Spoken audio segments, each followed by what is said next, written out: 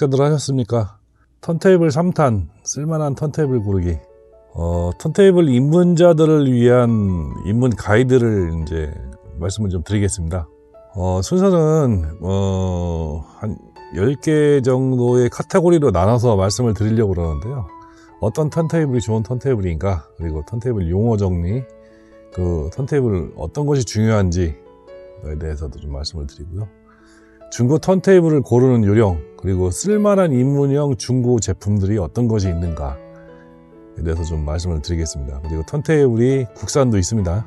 그리고 이제 카트리지 선택, 턴테이블의 부속 장비, 그러니까 턴테이블 외에 이제 꼭 있어야 될 장비들, 그리고 설치 조건이나 주의사항, 그리고 턴테이블 카트리지 수리 정보, 이렇게 말씀을 드리는데요. 이거를 다 한꺼번에 말씀을 드리면은 아마 영상 시간이 거의 1시간 가까이 될 것 같아서 요거를 몇 개 파트로 좀 정리를 하겠습니다. 첫 번째 시간은 1, 2번 턴테이블 용어 정리까지 좀 해드리고요. 턴테이블 무엇이 중요한가에 대해서 두 번째 시간 가져오고요. 그리고 중고 턴테이블 고르는 요령까지 두 번째 시간, 그리고 쓸만한 입문형 중고 제품이 어떤 것들이 있는가에 대해서 국산까지 포함해서 이렇게 말씀을 드리겠습니다. 마지막 시간에는 카트리지 선택, 턴테이블 부속 장비, 이런 주의사항, 수리 정보, 여기까지 영상을 제작해서 보여드리도록 하겠습니다. 한꺼번에 다 하면 좋겠지만은 이걸 따로 편집해서 한꺼번에 보실 수 있도록 또 편집을 요약해서 해드릴 테니까 한꺼번에 보실 분들은 보시고요. 나눠서 보실 분들은 총 5편으로 나눠서 보여드리도록 하겠습니다. 오늘 시간에는 어떤 것이 좋은 턴테이블인가에 대해서 먼저 말씀을 드려볼까 하는데요. 좋은 턴테이블, 비싸고 좋은 건 다 좋죠. 근데 비싸고 좋은 거를 고르기에는 재정적 한계도 있고 여러 가지 한계들이 있기 때문에 좋은 턴테이블을 고르기 위한 조건들을 말씀을 드리면은, 제가 생각하기에는 7, 80년대 최고의 기술로 만든 턴테이블, 주도적으로 만들었던 나라가 일본이거든요. 유럽의 턴테이블이나 미국의 턴테이블도 상당히 좋은 것들이 많은데요. 7, 80년대에는 거의 일본 턴테이블의 전성시대죠. 일본의 황금기를 구가할 시대에 최고의 기술력을 가지고, 그리고 돈에 구애받지 않고 만든 기술들이 많이 투입된 일본 턴테이블이 명기라고 하는 것들이 꽤 있는데도 불구하고 그래도 다 명기 취급은 못 받죠. 그래서 최고의 스펙이 좋은 턴테이블이 과연 좋은 것인가라는 것을 다시 한번 생각해 보는 게 일본산 제품들이 아닌가, 그렇게 생각이 되고요. 그리고 이제 유럽 쪽이나 미국 쪽 턴테이블들이 대부분 이제 고가 턴테이블이 많습니다. 대당 1980년대에도 거의 1000만 원에 육박한 턴테이블들을 많이 만들고 그랬었는데요. 이런 제품들은 많죠. 왜 그러냐면은 자기 회사의 기술력을 과시하는 과시욕도 있고, 또 소비자들이 그런 턴테이블이나 그런 제품들을 원하기 때문에 각 회사들이 이제 하나씩 플래그십 제품들을 하나씩 만들어서 세상에 많이 소개를 했고요. 그런 게 이제 8, 90년대까지 계속 이어지다가 이제 2000년대를 넘어가면서 이제 많이 바뀌기 시작했죠. 생산비 절감이나 인건비 상승 이런 것들로 인해서, 그리고 시장 수요도 많이 줄고요. 예전에는 집에 전축이라고 그러죠. 보통 저희들이 오디오라는 말보다는 전축이라는 말이 더 편한데, 전축이 하나씩 있어야지만이 잘 사는 집이라고 인정을 받고, 그걸로 또 사회적 지위를 판단하고 그런 시대가 이제 지났기 때문에 수요가 많이 줄어서, 그러다 보니까 이제 오디오 회사들이 이제 경제적이고 좀 접근하기 쉬운 제품들을 많이 만들고 그랬고, 또 실용적인 기기들을 많이 만들기는 했는데, 그런 고가의 제품들이 다 살아남은 건 아니거든요. 실제적으로 이제 턴테이블 명가라고 하는 몇 개의 회사만 그런 고가 제품들이 살아남고, 현재로서는 거의 다 평정됐다고 보면 되고요. 그래서 항상 고가의 턴테이블이나 아니면 아주 좋은 스펙의 턴테이블이 반드시 좋은 건 아니라고 저는 개인적으로 생각을 하고요. 그리고 기본적으로는 정비된, 이전 시간에도 제가 턴테이블 이제 그 세팅하는 방법을 말씀드릴 때 말씀을 드렸었는데, 잘 정비된 턴테이블, 기본적으로 밸런스를 잘 맞춘 턴테이블들이 음악을 재생하는 데 충실하고요. 그 기본기가 있는 제품들은 잘 정비해서 밸런스를 맞춰서 사용을 하신다고 하면은 음악을 듣는데 아주 훌륭한 소스기가 될 수 있습니다. 그리고 진짜 좋은 턴테이블은요, ALP에 담긴 정보를 그대로 읽어주는 제품들이 저는 좋은 제품이라고 생각을 하거든요. 그러니까 착색, 우리가 보통 얘기하는 컬러링이라고 보통 얘기하는데, 이 컬러링이 많이 없는 것이 저는 오히려 더 좋은 거라고 생각을 해요. 그래서 컬러링이 있는 제품들이 뭐 유럽 쪽이나 미국 쪽 이런 제품들 이제 컬러링이 많이 자기 색깔이 있죠. 회사마다 고유의 색깔이 있는데, 그 고유의 색깔들은 올라운드를 할 수 없게끔 만들어 놓죠. 그래서 우리가 흔히 말하는 로하스, 로저스, 하베스, 스펜더 이런 제품들은 어떻게 보면은 클래식이나 성악을 위한 제품들이 아닌가. 뭐 클래식도 이제 대편성은 안 되고 소편성 위주의 뭐 음악을 듣게 한다든가 뭐 그런 제품들이고, 뭐 맥켄토시나 이런 것들은 대편성을 위한 제품들을 많이 출시를 하죠. 출력도 세고, 그리고 스피커도 되게 이제 여러 유닛을 여러 개를 가지고 대편성에 적합하게 만드는 제품들, 소리가 나게끔 제품을 만드는 걸로 유명한데 그런 것 같아요. 그리고 뭐 착색은 저는 바람직하지 않다고 생각해요. 진짜 좋은 거는 아주 솔직하게 담긴 소리를 100% 재생하는 게, 100%까지는 아니더라도 100% 재생하려고 노력하는 게 좋은 장비라고 저는 생각을 합니다. 턴테이블을 운용함에 있어서 기본적으로 꼭 알아야 될 용어들이 좀 있거든요. 이런 것들을 모르면은 도대체 이게 좋은 건지 나쁜 건지, 아니면은 이게 뭐에 쓰는 건지 전혀 모르는 상황이 발생을 하기 때문에 꼭 알아야 될 용어들을 이제 몇 가지 정리를 했습니다. 첫 번째는 이제 본체의 바란스 형태, 본체를 지지하고 있는 방식이 어떤 방식인가에 대해서 저번 시간에 말씀드렸다시피 리지드 방식하고 플로팅 방식이 있다고 말씀을 드렸었는데요. 리지드 방식은 대부분의 턴테이블에 사용하는 방식이에요. 그러니까 턴테이블 본체 자체를 스프링 발톱으로 이렇게 균형을 맞추는 타입이고요. 그러니까 균형 맞추기도 쉽고요.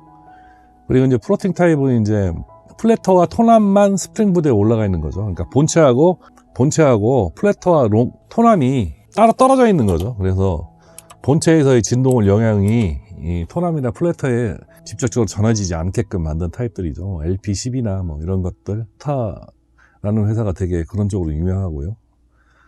그래서 각자 유명한 제품들이 있습니다. 그리고 이제 톤암 형태로 분류를 한다고 하면은 힌지 방식, 보통 이제 자이로가 잡혀있는 3점 지지 방식이죠.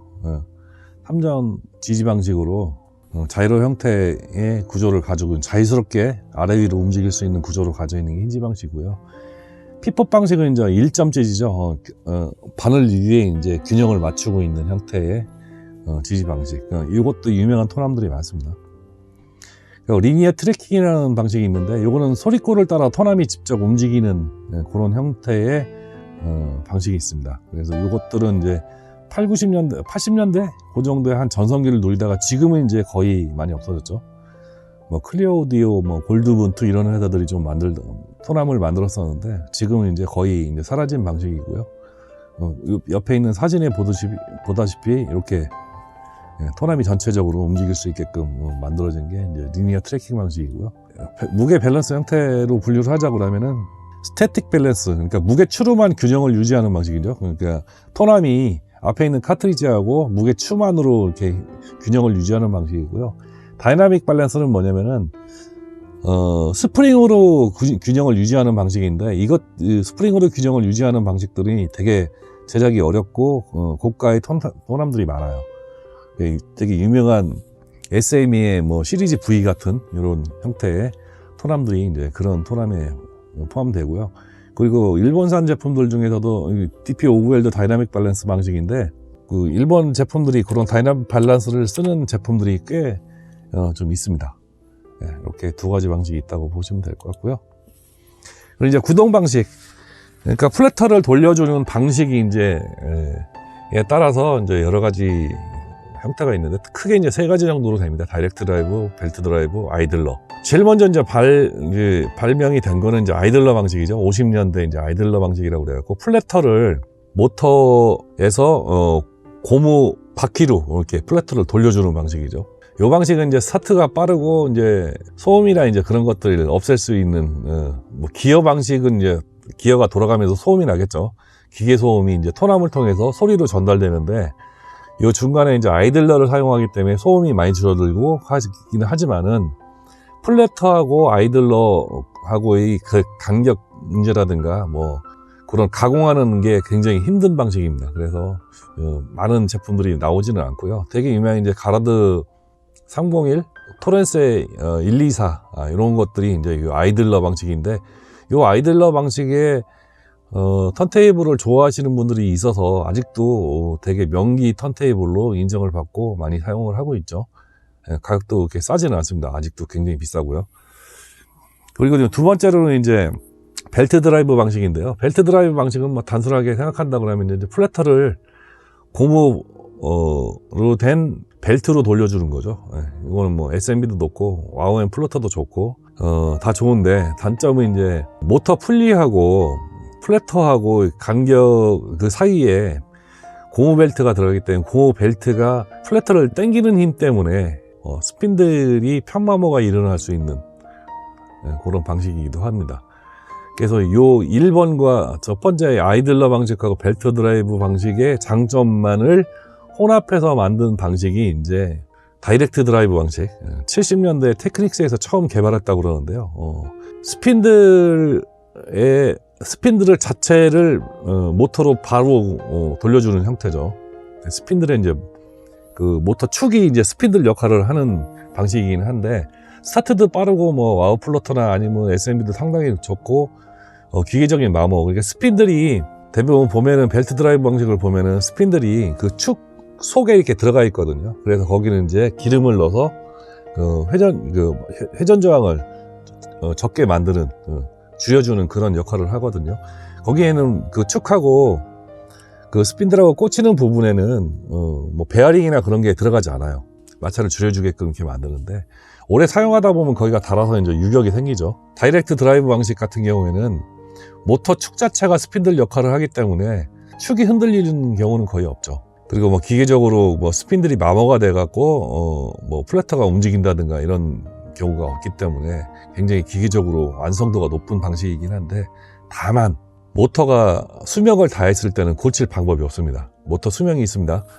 그래서 다이렉트 드라이브 방식 턴테이블을 고려를 하시는 분들은 모터 수명을 좀 고려를 하셔야 될 것 같아요.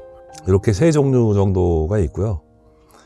뭐 요거는 어떤 게 좋다 나쁘다라고 말씀을 드리기 어려운데요. 어떤 가격적인 만듦새를 본다 그러면은 벨트 드라이브 방식이 가장 저렴하게 만들 수 있을 것 같고요.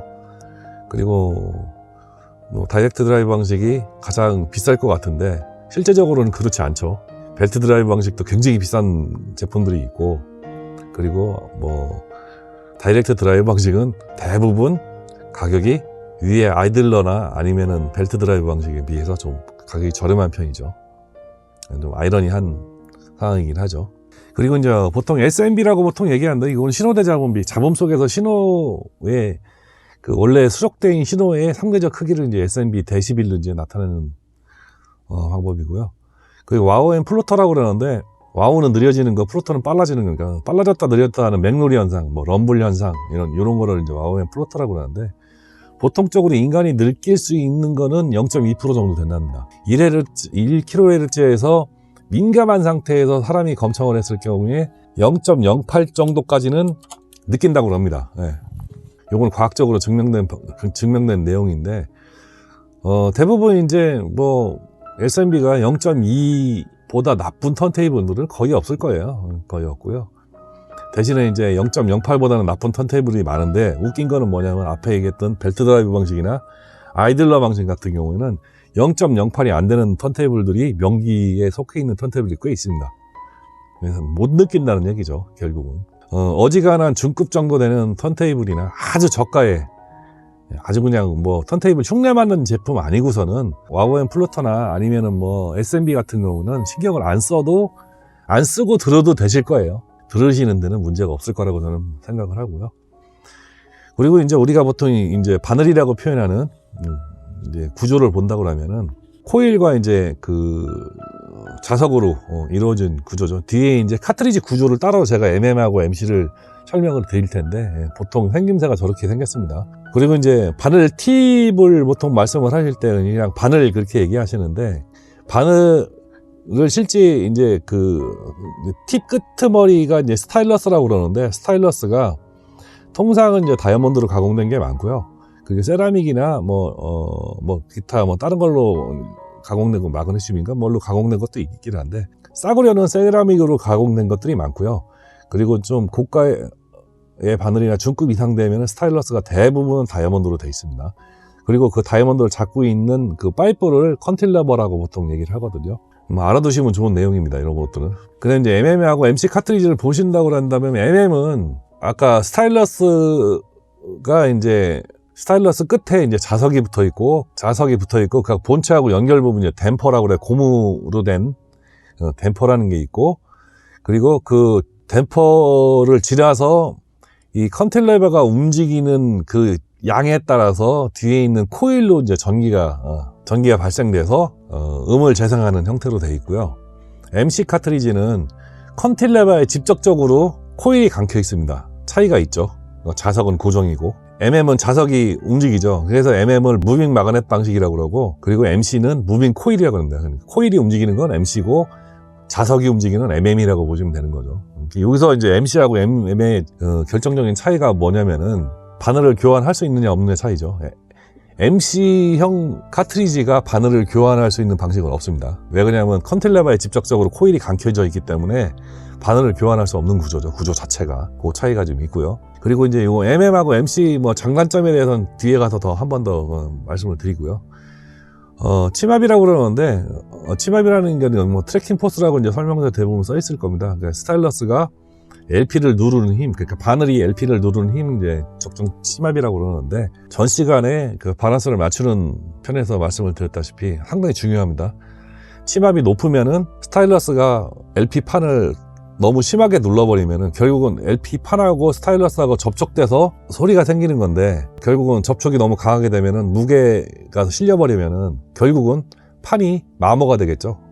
마모가 되면은 그 마모된 부분은 다음에 재생을 할 때는 어떻게 재생이 되냐면 잡음으로 재생이 되겠죠. 그리고 그 마모된 판은 또 스타일러스를 마모시키고, 그 마모시킨 스타일러스는 또 LP판을 마모시키는 그런 악순환이 반복되는 거죠. 그래서 치맙은 반드시 적정 치맙은 맞춰주는 게 굉장히 중요하고요. 또 한 가지 이제 스피드를 중심으로 해갖고 플래터가 회전을 하기 때문에 원심력이 발생을 해요. 원심력이 발생을 해서 그 원심력을 줄여주는 안티 스케이팅이라는 기능이 있습니다. 이거는 토남에 없을 수 없는 기능이죠. 안티 스케이팅은 치맙하고 동일한 형태로 맞춰주시면 됩니다. 동일한 수치로 맞춰주시면 거의 다 맞게끔 돼 있습니다. 그리고 이제 오버행이라는 거는 참 저도 100% 이해를 못한 부분이기도 한데요. 이게 기기하고 토남마다 오버행이 다릅니다. 이거를 정확하게 맞춘다는 게 굉장히 힘들기는 한데, 기기마다의 그 오버행 수치를 대입을 해서 맞추는 프로그램도 있습니다. 맞추는 방법도 있습니다. 근데 저는 그것까지는 하지는 않고 있어요. 하지는 않고 있기 때문에 오버행 게이지를 사용해서 그냥 맞추기만 해도 충분히 음악을 듣는 데는 크게 문제가 없습니다. 오버행 게이지를 반드시 사용하셔갖고 오버행을 맞추시고요. 프리콜을 제대로 주행이 안 돼서 결국은 레코드 판도 버리고 바늘도 버리는, 심지어는 오버행이 안 맞은 상태에서 계속 플레이를 하게 되면 스타일러스가 파손되는 경우도 있습니다. 바늘이 부러지는 경우도 발생을 합니다. 오버행도 신경을 써주셔야 될 부분이고요.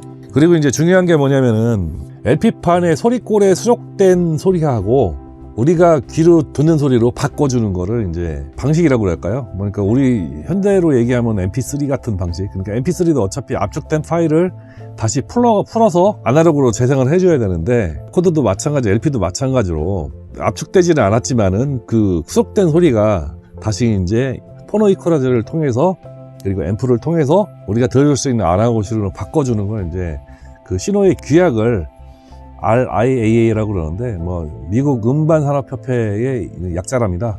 요거의 녹음 특성의 기준이라고 보면 되는데요. 요거는 포노F 편에서 좀 다시 제가 말씀을 드리도록 할 텐데, 되게 웃긴 게 뭐냐면은 1960년대까지는 이 규정이 없었다고 합니다. 회사마다 다른 녹음을 한 거예요. 포노 이퀄라이저를 만드는 회사도 자기 나름대로의 그냥 알아서 그냥 소리를 나게끔 제작을 한 거죠. 그래서 1954년에 이제 이 녹음 특성이 이제 규정이 되고, 그 60년대부터 이제 유럽이나 이제 전 세계 음반 회사에서 RIAA 커브를, EQ 커브를 이제 사용하면서 통일이 됐다고 그러는데, 그 전에는 이제 각자 다른 소리를 녹음했던 거죠. 녹음도 하고, 그거를 푸른 포노 이퀄라이저도 커브도 각자 사용했던 거죠. 그러니까 실질적으로 말씀을 드린다고 하면은, 녹음했던 소리하고 스피커에서 재생했던 소리가 1960년도 이전에는 다를 수가 있는 거예요. 우리로 말한다 그러면 김나영 씨 그 노래소리가 실제 목소리하고 다를 수도 있다는 거예요. 재생 커브가 다르면은 목소리도 당연히 변조가 되겠죠. 바뀌겠죠. 실제 녹음한 소리를 100% 똑같이 그 커브를 반대로 해석해서 풀어내야 되는데, 그 푸른 커브가 다르면은 원래 김나영 씨 목소리는 우리가 현재 듣고 있는 목소리하고 달랐을 수가 있다는 거예요. 그렇게 생각하시면 되는 거예요. 그래서 이 정확한 그 RIA 커브를 포노 이퀄라이저에 해석해내는 것도 기술이고, 정확하게 해석을 해내야만이 좋은 소리가 나는 거겠죠. 음반에 수록된 정확한 소리가 나는 거겠죠. 그래서 포노 이퀄라이저의 역할이 굉장히 중요합니다. 통상적으로는 포노 이퀄라이저가 이제 대부분 이제 그냥 앰프에 달린 이퀄라이저를 사용을 하실 텐데, 실제적으로 저가의 앰프들은 포노 이퀄라이저를 그렇게 신경을 안 써서 만드는 경우도 많거든요. 그래서 음질이나 그런 것들이 정말 안 좋죠. 그리고 음색도 별로 좋지를 않고. 그런데 제대로 된 포노 앰프를 사용을 한다고 하면은 음반에 수록된 소리가 정확하게 재생도 될 뿐더러 되게 아름답게 들릴 수 있게끔 만들어줍니다. 그게 포노 앰프의 역할이 굉장히 커요. 근데 우리가 간과하고 있는 부분이긴 하는데, 그래서 저는 그 포노 앰프의 역할이 굉장히 중요하다고 저는 개인적으로 생각을 합니다. 저도 그 전에는 이제 뭐 그냥 달려있는 포노단을 사용해서 그냥 듣기도 했었고, 그래서 이건 LP라는 것은 CD보다 못하다라는 거라고 한동안이 아니고 꽤 오랫동안 생각을 했어요. 제가 90년대부터 판을 사모으기 시작할 때 LP를 사모으는 걸 중단을 하고 전부 CD를 바꿔서 판을 사모았어요. 그러다가 2000년 넘어가서 어떤 괜찮은 포노 앰프를 만나서 그 포노 앰프에 괜찮은 턴테이블을 사용하다 보니까, 와, 소리가 이게 LP 소리가 다르구나라는 걸 느끼기 시작했어요. 그래서 뒤늦게 2000년대 초중반부터 다시 LP판을 모으기 시작했어요. 그때 한 3, 4년 동안 산 게 한 400, 500장 정도 되는 것 같은데, 늦었죠. 그때는 벌써 많이 늦었죠. 그래서 LP가 생각보다 제가 보유한 게 그렇게 많지는 않습니다. 그리고 또 한 가지, LP를 보관을 잘못해갖고 그 중에 한 3분의 1 이상을 지금 거의 들을 수 없는 똥판이 되어버렸어요. 안타깝죠. 진작에 알았으면 굉장히 이쪽에 노력을 했을 텐데, 그런 게 좀 안타까워서 입문기를 작성을 하면서 좀 그런 걸 좀 과거를 좀 회상할 수 있는 기회도 되고, 여러 가지 좋은 기회가 됐습니다.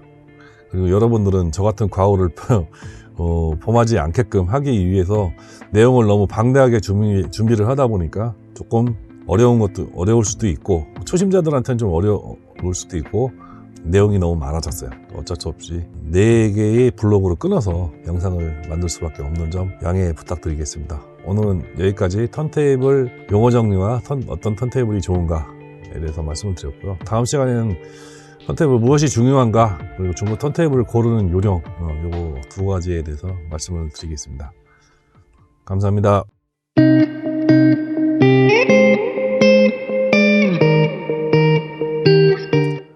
턴테이블 입문 가이드 2편. 오늘은 턴테이블 무엇이 중요한가, 그리고 중고 턴테이블을 고르는 요령 2가지에 대해서 말씀을 드리겠습니다. 자, 여기 사진에 여러 가지 턴테이블이 보이죠? 통상 우리가 이제 명기라고 판단하는 그런 제품들 라인업입니다. 첫 번째는 뭐 토렌스의 프레스티지, 그리고 골드문트, 그리고 가라드 301, 그리고 린 손덱, 뭐 토남 제품도 있죠. 첫 번째 웰템퍼터드, 오르토폰 토남, 그리고 이제 레가, 그리고 이제 그 유명한 SME의 시리즈 V 있고요. 뭐 밑에는 카트리지는 뭐 베노네 103, 그라도, 뭐 다이나벡터, 슈어, 뭐 이런 제품들이 지금 나열되어 있는데요. 과연 턴테이블을 운영하는 데 있어 갖고 중요한 게 무엇인가? 턴테이블 본체가 중요한 것이냐, 아니면 토남이 중요한 것이냐, 카트리지가 중요한 것이냐, 또 한 가지 여기 그림에는 없는데 포노 앰프도 중요한 것이냐. 이건 뭐 순서를 말한다고 한다 그러면 대부분 말씀하시는 분들이 턴테이블 본체가 중요하고 그 다음이 톤암이 중요하고 카트리지가 중요하다고 말씀을 하시는데요. 포노 앰프에 대해서 말씀하시는 분들이 그렇게 많지는 않아요. 제가 생각하기에는 턴테이블 본체는 기본적인 어느 정도 스펙만 된다고 그러면은 크게 중요하지 않을 것 같아요. 정숙한 그 플래터 판돌림만 있으면은 뭐 무게나 뭐 이런 것들도 중요하긴 하겠죠. 무게나 뭐 지지 방식이나 이런 것들이 뭐 중요하긴 한데, 그거보다는 톤암과 포노 앰프 그리고 카트리지 이 세 개의 조합이 더 중요하지 않은가, 저는 개인적으로 판단을 하거든요. 제 경험도 전 시간에 말씀드렸다시피 똘똘한 포노 앰프를 만나기 전까지는 레코드판의 중요성에 대해서 몰랐다고 제가 말씀을 드렸다시피, 정말로 똘똘한 포노 앰프를 쓰거나 아니면 똘똘한 포노 앰프가 내장된 프리앰프를 쓰시는 분들은 다들 말씀하실 거예요. CD하고 LP하고 플레이를 하면 어떤 게 더 좋은가, 음악적 특성이랑 음감, 나한테 체감되는 느낌이 어떤 게 더 좋은가 말씀을 해보시라고 보통 표현을 하면은 대부분 LP가 더 좋다고 얘기를 하세요. LP가 그냥 일반적인 감성, LP의 감성, 그러면 다 찍찍찍찍 소리나는 잡음이 많이 섞인 소리를 LP의 감성이라고 그러는데요. 사실은 LP판이 어느 정도 상태가 좋다고 그러면은 잡음도 잘 안 들려요. 잡음 없는 소리도 재생할 수가 있어요. 그만큼 이제 스타일러스가 좋아야겠죠. 카트리지 스타일러스가 좋아야 되는데, 그리고 톤암도 좋아야 되는데, 이거를 결정하는 것은 톤암과 카트리지와 포노앰프예요. 정말로 후지다고 표현하기는 그렇고, 정말로 좋지 못한 포노앰프로 들으면은 훨씬 더 찍찍거리는 소리도 더 부각되게 들리는 것 같아요, 느낌에. 저는 개인적으로는 톤암과 포노앰프, 카트리지가 굉장히 중요하다고 저는 생각을 합니다. 그렇지만은 우리가 다 이거를 조합해서 사서 쓰기는 상당히 어려운 문제잖아요. 왜 그러냐면 가격대가 1980년대 90년대 만든 턴테이블이 가격이 그 당시에도 1000만 원이 넘어가는 턴테이블이 허다한데, 그런 건 선택을 할 수 없잖아요. 그리고 대부분 우리가 중급이나 아니면 초급에서 선택할 수 있는 턴테이블들은 대부분 톤암을 교체할 수 없거나 대부분 그렇기 때문에 우리가 선택할 수 있는 거는 카트리지와 포노앰프만 선택을 할 수가 있죠. 더욱더 포노앰프나 카트리지도 중요성을 갖는다고 저는 생각을 하고요. 그리고 어떤 턴테이블이 중요한 거 고르면은 좋을까라는 거를 이제 말씀을 드릴 텐데, 요즘에 이제 신제품들도 많이 이제 제품이 이제 다시 LP의 그 전성시대에 들어오면서 다시 뭐 신제품이 많이 혁신적인 신제품이죠. 포노앰프가 내장된 신제품도 있고, 심지어 USB 출력도 있는 신제품들이 있는데, 저 개인적인 생각은 그렇습니다. 턴테이블을 저는 고르라고 그러면은, 중고 고르겠어요. 저는 당당히 중고를 고르겠습니다. 왜 그러냐면은 1980년대 50만원짜리는 지금 소비자가 300만원에도 만들기 힘들 거예요. 환율도 환율이지만은 인건비라든가 아니면 자재비가 많이 올랐기 때문에 중고가 지금 50만원짜리면은 그 당시에 발매했을 때 가격도 최소한 7, 80만원짜리였다고 본다고 한다면은 지금 300만원에도 진짜 만들기 힘들 거예요. 거의 못 만든다고 보면 될 것 같아요. 어느 정도 성능이 되는 중고가 한 50만원 정도 되는 중급기 정도의 턴테이블만 고르시더라도 실제로는 현재 시판되고 있는 300만원짜리와 거의 비슷한 성능을 낼 수 있는 턴테이블을 고르신다고 생각을 하면 돼요. 굳이 새 거를 사실 분들, 아예 그냥 저렴한 거를 원하신다고 하면은 요즘에 나오는 것들 대부분 이제 30만원에서 한 60만원 내외 정도의 새 제품들이 나오는데, 그런 걸 고르셔도 됩니다. 이왕이면은 진짜 내가 아날로그로 해보고 싶고, 그리고 LP 소장량이 좀 있어서 그걸 제대로 듣고 싶다고 하시는 분들 같은 경우에는 제가 보기에는 중고가 한 50만원 내외의 턴테이블을 고르시는 게 더 훨씬 더 성능적이나 여러 가지를 감안해 봤을 때 더 효율적이지 않을까, 저는 개인적으로 그렇게 생각하고요. 또 한 가지, 중고는 다시 팔아도 감가율이 한 10%밖에 안 돼요. 내가 50만원 주고 샀다고 그래갖고 내가 반드시 50만원에 팔 수는 없겠지만은 한 10만원 정도 낮춰서 40만원에 팔으면 금방 팔립니다. 왜 그러냐면 시장 형성가라는 게 있기 때문에. 그렇지만은 새 제품을 내가 100만원 주고 샀다고 그래갖고 그걸 100만원에 팔 수가 있느냐. 포장 뜯으면은 보통 한 60만원까지 그냥 감가가 되죠. 그게 한 몇 년 듣고 나면은 50만원에 팔기도 어려운 경우도 있습니다. 손해도 어떻게 보면 중고가 더 훨씬 손해가 안 날 수도 있고, 재수가 좋게 내가 산 제품이 상태가 너무 좋고 저렴하게 내가 샀고, 그게 또 유명세를 타서 가격이 올라가는 경우도 있어요. 실제 저도 오디오 사이트에서 거래를 한 뭐 거의 100건 가까이 해봤지만은 한 3분의 1 정도는 제가 샀던 가격보다 훨씬 더 비싸게 팔았던 것 같아요. 듣다가 보니까 그게 가격이 올라가 있더라고요. 그래서 시장가에 팔다 보니까 그냥 우연찮게 더 비싸게 팔기도 했고, 심지어는 신품가보다 더 비싸게 팔았던 것도 있어요. 쇼에서 나오는 그 V15 MR인가요? 그 카트리지를 15만 원 주고 샀는데, 제가 그걸 한 4년 가까이 듣고서 4년인가 한 5년을 들었어요. 근데 뭐 플레이 시간은 얼마 많지 않아요. 왜 그러냐면 저하고 좀 음악적 색깔이 맞지를 않아서 다른 카트리지를 더 많이 듣고 MC 카트리지를 더 많이 듣고 그 카트리지를 다 많이 안 들었습니다. 왜냐면 그게 출력도 조금 낮아요. 그 카트리지를 많이 안 들었지만 플레이 시간은 한 200시간 정도 되는데, 한 200시간 정도 됐다고 시장에 내놨더니 그때 15만 원 주고 샀는데 20만 원에 내놨거든요. 왜 그러냐면 시장가가 한 25만 원 되더라고요. 그래갖고 20만 원에 내놨더니 거짓말 안 하고 컴퓨터에 엔터키 친지 올리고서 엔터키 친지 10초 만에 전화 왔어요. 10초 만에 전화 와갖고 제발 팔아달라고 그래갖고 지금 입금한다고. 그래서 20만 원에 팔았던 기억도 있습니다. 근데 지금은 되게 후회하고 있죠. 그때는 잠깐 기뻤지만은 지금에 와서는 바보짓 한 거죠. 중국 구입처는 실용오디오, 소리전자, 와사다닷컴, 하이파이클럽 이런 데가 좀 활성화되어 있고요. 그리고 실용오디오나 소리전자 같은 경우는 2000년대 초반부터 운영을 했기 때문에 거의 20년 가까이 사이트를 운영을 했고요. 실용오디오 같은 경우에는 지금 오디오 매장이라든가 그런 걸 하시는 분이 아니고요. 그냥 개인이 하십니다. 대학 교수님이 하시는데 지금은 좀 아프셔갖고 다른 분이 대신해서 운영을 하고 있는데 꽤 동호회도 잘 돼 있고 여러 가지 잘 돌아가는 편입니다. 그리고 서버도 또 단독 서버를 운영하고 있는 사이트고요. 그리고 소리전자 사이트도 있는데, 소리전자는 진공관 제품들을 팔기도 하고 부속을 팔기도 하는 실제 현업에 계신 분이 운영하는 사이트고요. 그리고 와사다닷컴도 마찬가지로 이제 신제품을 파는 사이트죠. 하이파이 클럽도 마찬가지고. 근데 이 클럽들에서 이제 조금 차이가 좀 있는 게 뭐가 있냐면, 실용 오디오 같은 경우에는 옛날 좀 7, 80년대, 90년대 이런 제품들이 많이 이제 거래가 되고요. 소리전자는 진공관 제품들이 많이 거래가 돼요. 그 와사다닷컴은 최근에 2000년대 이후에 나온 신제품들이 좀 거래가 많이 되는 편이고요. 하이파이 클럽 같은 경우에는 아주 고가의 제품들이 많이 거래가 돼요.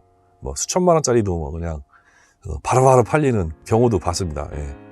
예. 제가 한 20년 동안 지켜본 결과 요 4개 사이트가 각자 특징이 있기 때문에 자기가 맞는 사이트 가서 보시면 되고요. 4개를 다 이렇게 쭉 보시면요, 대부분 이제 시장가가 나와요. 시장가가 어느 정도 형성이 되어 있고, 아니 무슨 제품은 어느 정도 가격이다라는 게 쭉 검색해 보면 나오기 때문에 거기에 따라서 플러스 마이너스 한 5에서 10% 정도 차이는 있긴 한데, 그건 상태에 따른 차이기 때문에 감안을 하시고 구입을 하시면 될 것 같고요. 이것들이 2010년도 넘어가고 이제 업자들이 경기가 안 좋아서 이제 그 오프라인에서 장사가 안 되니까 온라인으로 많이 진출을 했습니다. 업자가 일반 소비자를 가장하고 파는 경우도 상당히 많고요. 그래서 업자들만이 거래할 수 있는 방을 따로 만들어준 사이트가 이제 소리전자이긴 한데, 소리전자도 그렇고 하이파이 클럽도 업자들 방이 따로 있는데, 거기 가면 당연히 사람들이 안 보니까 조회수도 떨어지고 그러니까 개인 방에 와갖고 이제 개인인 척 하면서 팔아먹는 인간들도 있고요. 심지어는 업자인데도 불구하고 어디 가서 이제 버리는 물건 주워다가 고쳐갖고 팔아먹는 인간들도 있어요. 예, 누구라고 얘기는 안 하겠지만은 되게 불량한 업자들이 많아요. 예, 그런 것도 있고, 또 문제를 야기시키는 놈도 있고, 되팔이라고 요즘 많이 얘기하는데, 지금 되팔이란 말 별로 많이 안 쓰는 것 같은데, 되팔이, 싸게 사서 비싸게 팔아먹는 놈들, 업자지도 않은 놈들이 업자를 하는 놈들이 있고요. 그리고 의외로 가끔 가다가 사기꾼도 많습니다. 왜 사기꾼이 많으냐면, 오디오 하시는 분들 대부분 순수한 분들이 많아요. 저도 오디오를 거래를 하면서 택배 받고 돈 붙여본 적이 한 번도 없어요. 지금은 계약금을 걸고 택배 그 송장을 이제 사진으로 찍어서 보내면은 대부분 이제 나머지 잔금을 보내고 그렇게 하거든요. 근데 예전에는 어떻게 했냐면은 그냥 통째로 다 보냈어요. 저 같은 경우는 최대 얼마까지 송금해봤냐면 400만 원대까지 송금해봤어요. 450인가? 그냥 제가 삭개이고라고 450만 원 송금해본 적 있어요. 근데 물건 정상적으로 잘 왔어요. 저는 뭐 한 100여 건 가까이 거래를 하면서 여태까지 사기는 한 번도 안 당해봤죠. 사기도 안 당해보고, 그리고 아예 폭탄도 그렇게 구입을 안 해봤는데, 업자나 이런 사람들이나 아니면 양심에 네, 털난 사람들이 가끔 있어서 폭탄 돌리기도 가끔 하죠. 자기가 샀는데 들어보니까 아니다 그냥 감추고 파는 놈도 있고, 최근에도 한번 폭탄 받아갖고 반품한 적 기억이 있습니다. 가격은 그렇게 안 비싼데 한 30만 원 안쪽이었었는데 받았는데 그 사람도 인지를 못했던 것 같아요. 출력이 2개인 프리앰프였었는데 출력 한쪽이 죽었더라고요. 근데 본인도 몰랐는 모양이더라고요. RCA 케이블을 꽂은 흔적이 없어요. 먼지가 새카맣게 쌓여 있는데 거기 꽂아보니까 출력이 안 되더라고요. 그래서 알았냐 그러니까 본인도 몰랐다, 미안하다 그래서 반품한다 그랬고, 택배비 받고 반품을 했지만은 선관위 좀 있어야 됩니다. 그냥 덜컥덜컥 사시지 마시고 꾸준히 좀 시장 동향을 좀 지켜보는 것도 좋을 듯 하고요. 요즘은 또 당근마켓 거래도 많은 듯 해요. 당근마켓도 집 가까이서 이제 물건을 구할 수 있기 때문에 조급하게 생각하지 마시고요. 내가 원하는 물건이 나올 때까지 기다리시면 돼요. 돈 가진 건 나예요. 팔으려고 하는 사람은 급한 사람이고 돈 가진 건 나예요. 내가 인내심을 갖고 참 기다리면은 언젠간 좋은 물건을 만날 수 있습니다. 턴테이블을 구입을 할 때 어떤 문제를 반드시 확인해야 되느냐에 대해서 이제 말씀을 드려야 되는데, 첫 번째, 스핀들 유격. 스핀들을 흔들어 봐갖고 스핀들이 휘면은 답이 없습니다. 스핀들을 다시 가공을 해야 돼요. 특히 다이렉트나 벨트 드라이브 방식은 스핀들이 휘거나 아니면은 유격이 발생하면요, 그거는 고칠 방법이 없습니다. 가공을 다시 하는 방법밖에 없는데 가공비가 상당히 꽤 비쌉니다. 특히 다이렉트 드라이브 방식은 만약에 스핀들이 흔들렸다 그러면 모터에 문제가 있는 거잖아요. 그죠? 모터에 문제가 있으면은 그거는 아예 소생이 불가능해요. 코일을 다시 감고 뭐 무슨 방법을 써야 되는데 그거는 국내에서 수리가 안 된다고 보시면 돼요. 그냥 그거는 버려야 되는 물건입니다. 그러니까 스핀들 유격을 반드시 확인하시고요. 그리고 벨트 드라이브 방식 같은 경우에는 그게 좀 덜하긴 한데 모터를 교환을 해도 되니까 크게 문제는 없는데, 다이렉트 방식 같은 경우에 회전 편차가 발생하는 경우, 회전이 맞춰주지 않는 경우가 있습니다. 가끔 가다가. 그랬다면은 다이렉트 드라이브 모터의 수명이 끝난 겁니다. 버려야 되는 물건이죠. 그러니까 회전 편차가 잘 맞는지, 스타트하고 바로 회전이 원하는 회전수까지 올라오는지, 그 시간이 길지는 않은지, 그런 회전 편차를 반드시 확인해야 되고요. 그리고 동일한 물건이면은 토남이나 카트리지가 좋은 게 달려 있는 것이 좋습니다. 뭐 토남이 갈린 경우는 특별한 경우를 제외하고는 없겠지만은, 일부 제품들 같은 경우에는 토남을 교환할 수 있는 제품들이 있어요. 린이나 뭐 레가 이런 턴테이블 같은 경우는 토남을 자유롭게 같은 제품군에서 교환이 가능하기 때문에 이왕이면은 기존에 공장에서 나왔던 것보다 좋은 토남이 달린 제품을 사시는 게 좋아요. 뭐 린 베이직 같은 경우는 린 베이직 토남이 달려있는 것보다는 아키토가 달려있는 게 낫고, 에이식스 같은 경우도 처음에 베이직 달려서 나오는데 그거보다는 아키토가 달린 게 낫고, 아키토보다는 그 위에급 뭐 레가 토남이 달려있다든가 RB200 같은 게 달려있다든가 뭐 이런 것들이 훨씬 낫겠죠. 그러니까 그런 걸 감안하시면 좋고요. 또 카트리지가 예전에는 가격이 되게 쌌어요. 제가 슈어 M55E를 90년대 개당 25,000원인가 샀거든요. USA는 아니고요. 멕시코산.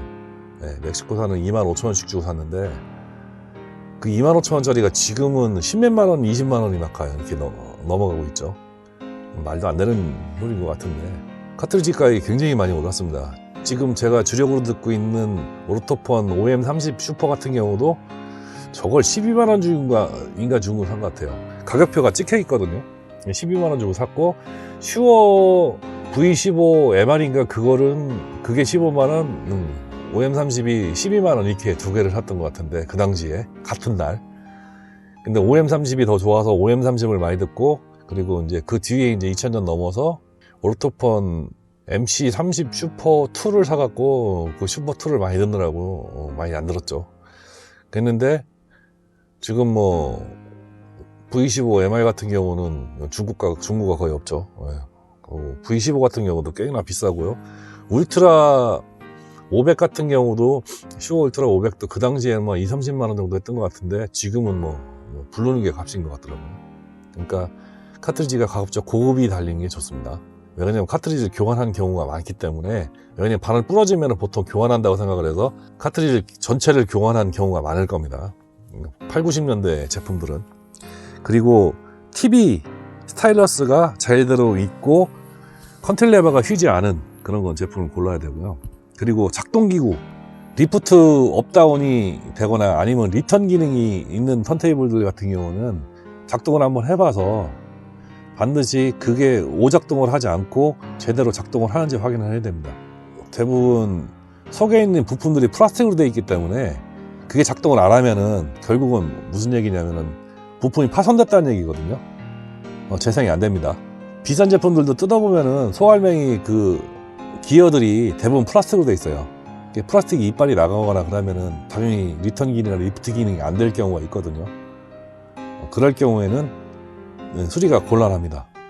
그렇기 때문에 그런 거 작동이 되는지 확인을 해야 되고요.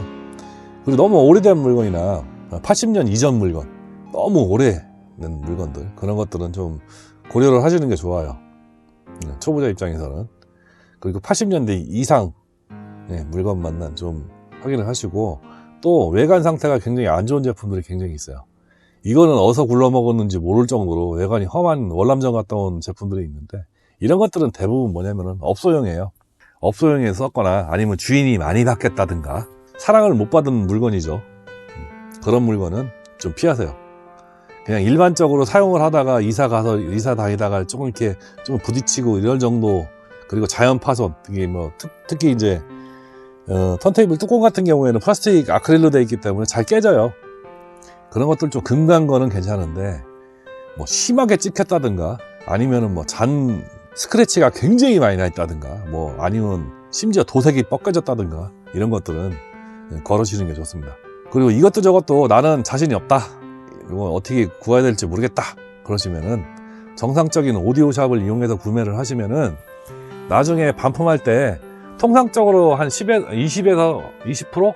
근데 예전에는 기본 20%가 관례였거든요. 100만원짜리 사면 80만원 다 재매입을 해줍니다. 특별히 고장만 안 느끼시면은. 그리고 이제 그게 명품일 경우에, 아니 좀 좋은 제품일 경우에는 그리고 시중가가 좀 올랐다 그러면은 10% 이내에도 재매입도 해주고요. 심지어는 위험을 부담하는 것보다 큰 돈이 아니라고 생각하시면은 차라리 오디오 샵을 이용하시는 게 훨씬 좋고요. 그리고 주인분한테 영수증 받으실 때 재인수 가격 얼마다, 얼마 기간 이내에 얼마면은 재인수 가격이 얼마다 라고 확인을 받으시고 하시는 것도 좋은 방법입니다. 잘 얘기는 안 하겠지만은, 이렇게 중고 턴테이블들도 잘 구매를 하시면은 정말로 좋은 제품들이 많습니다. 국산 제품도 좋은 제품들도 몇 종류 있고요. 그러니까 일본산도 좋은 제품들 있고, 특히 유럽이나 미국산이나 뭐 그런 것들은 더 좋은 제품들 많죠. 다음 시간에는 국산들 중에서 쓸만한 제품, 그리고 일본산 중에 쓸만한 제품, 그리고 이제 그 외 미국이나 유럽산 중에 쓸만한 제품들, 그리고 카트리지 회사, 이런 거 회사 위주로 말씀을 좀 드리고요. 그 국내에서 괜찮은 제품을 적당한 가격에 만들고 계신 분을 또 소개를 시켜 드리겠습니다. 다음 시간에 뵙겠습니다. 감사합니다.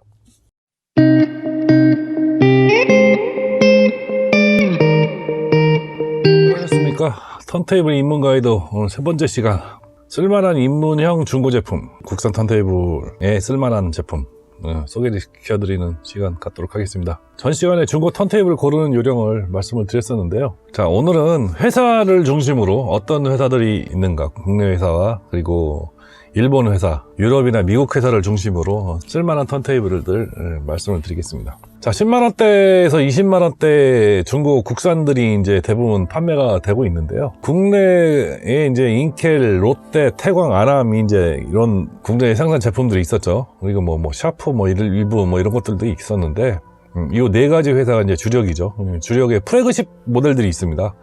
그 플래그십 모델들도 지금 현재 중고가가 한 20만원 정도 에서 25만원 그 사이에서 지금 거래가 되고 있는데요. 반드시 턴테이블을 고르실 때 카트리지가 T4P라는 카트리지가 있어요.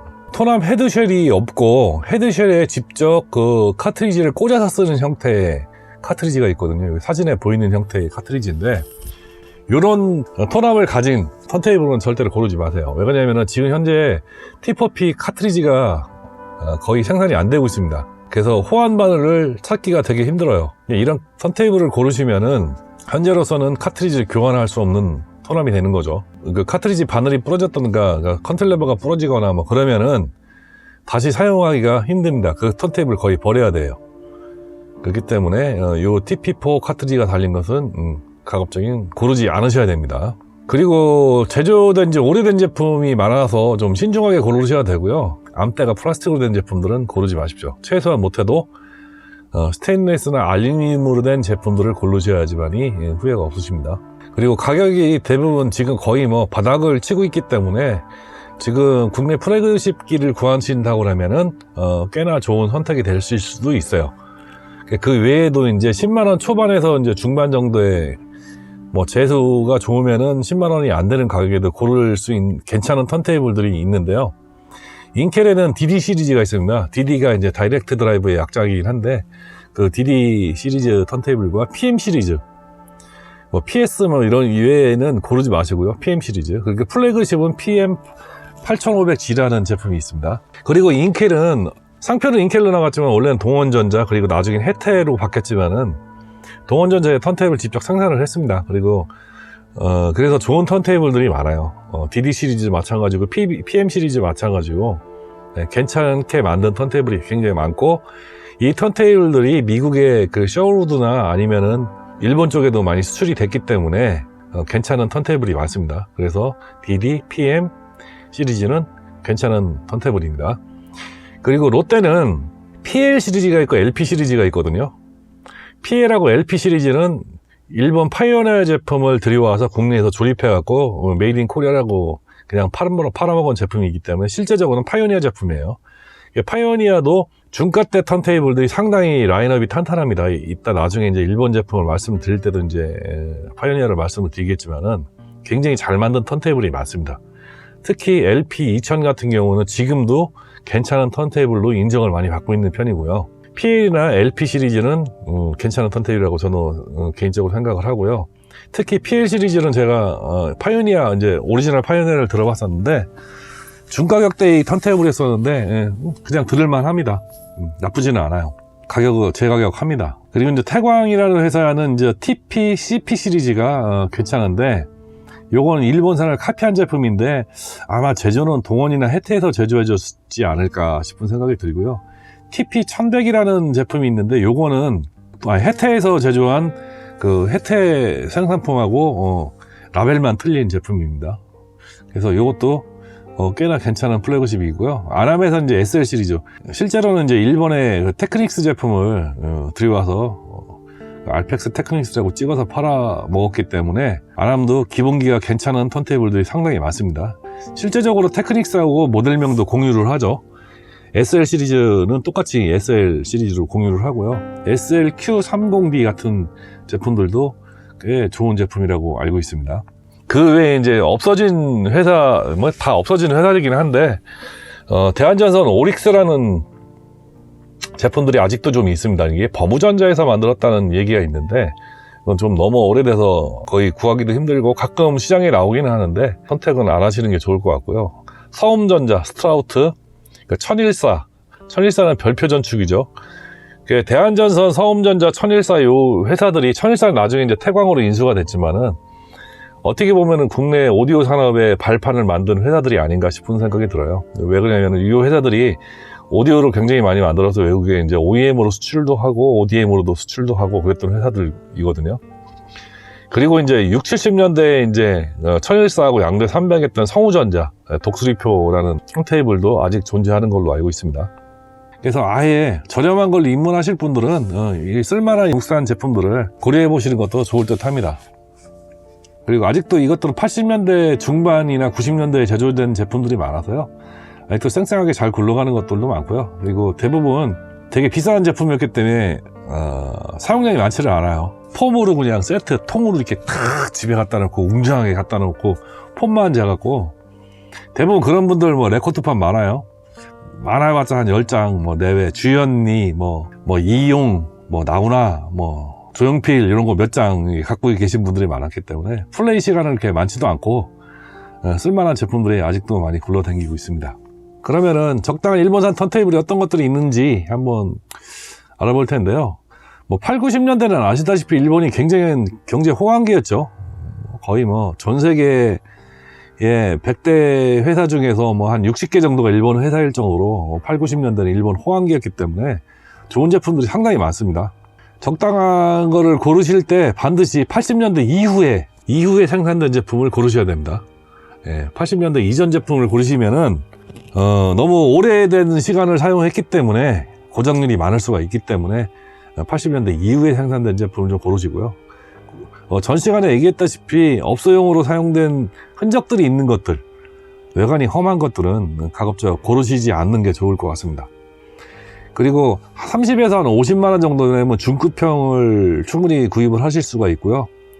그리고 50에서 100만원 정도 된다고 하면은 거의 일본에서 생산된 제품 플래그십을 구입을 할 수 있기 때문에 상당히 좋은 선택이 될 수가 있을 것 같아요. 제가 생각하기에 저는 LP 음반이 좀 많고 LP에 하신다고 마음을 먹으신 분들은 3, 40만원대 뭐 이런 거 고르지 마시고 아예 한 5, 60만원 정도에는 좀 중급 이상의 턴테이블을 고르시는 게 제가 보기에는 현명한 선택이 아닌가 생각이 되고요.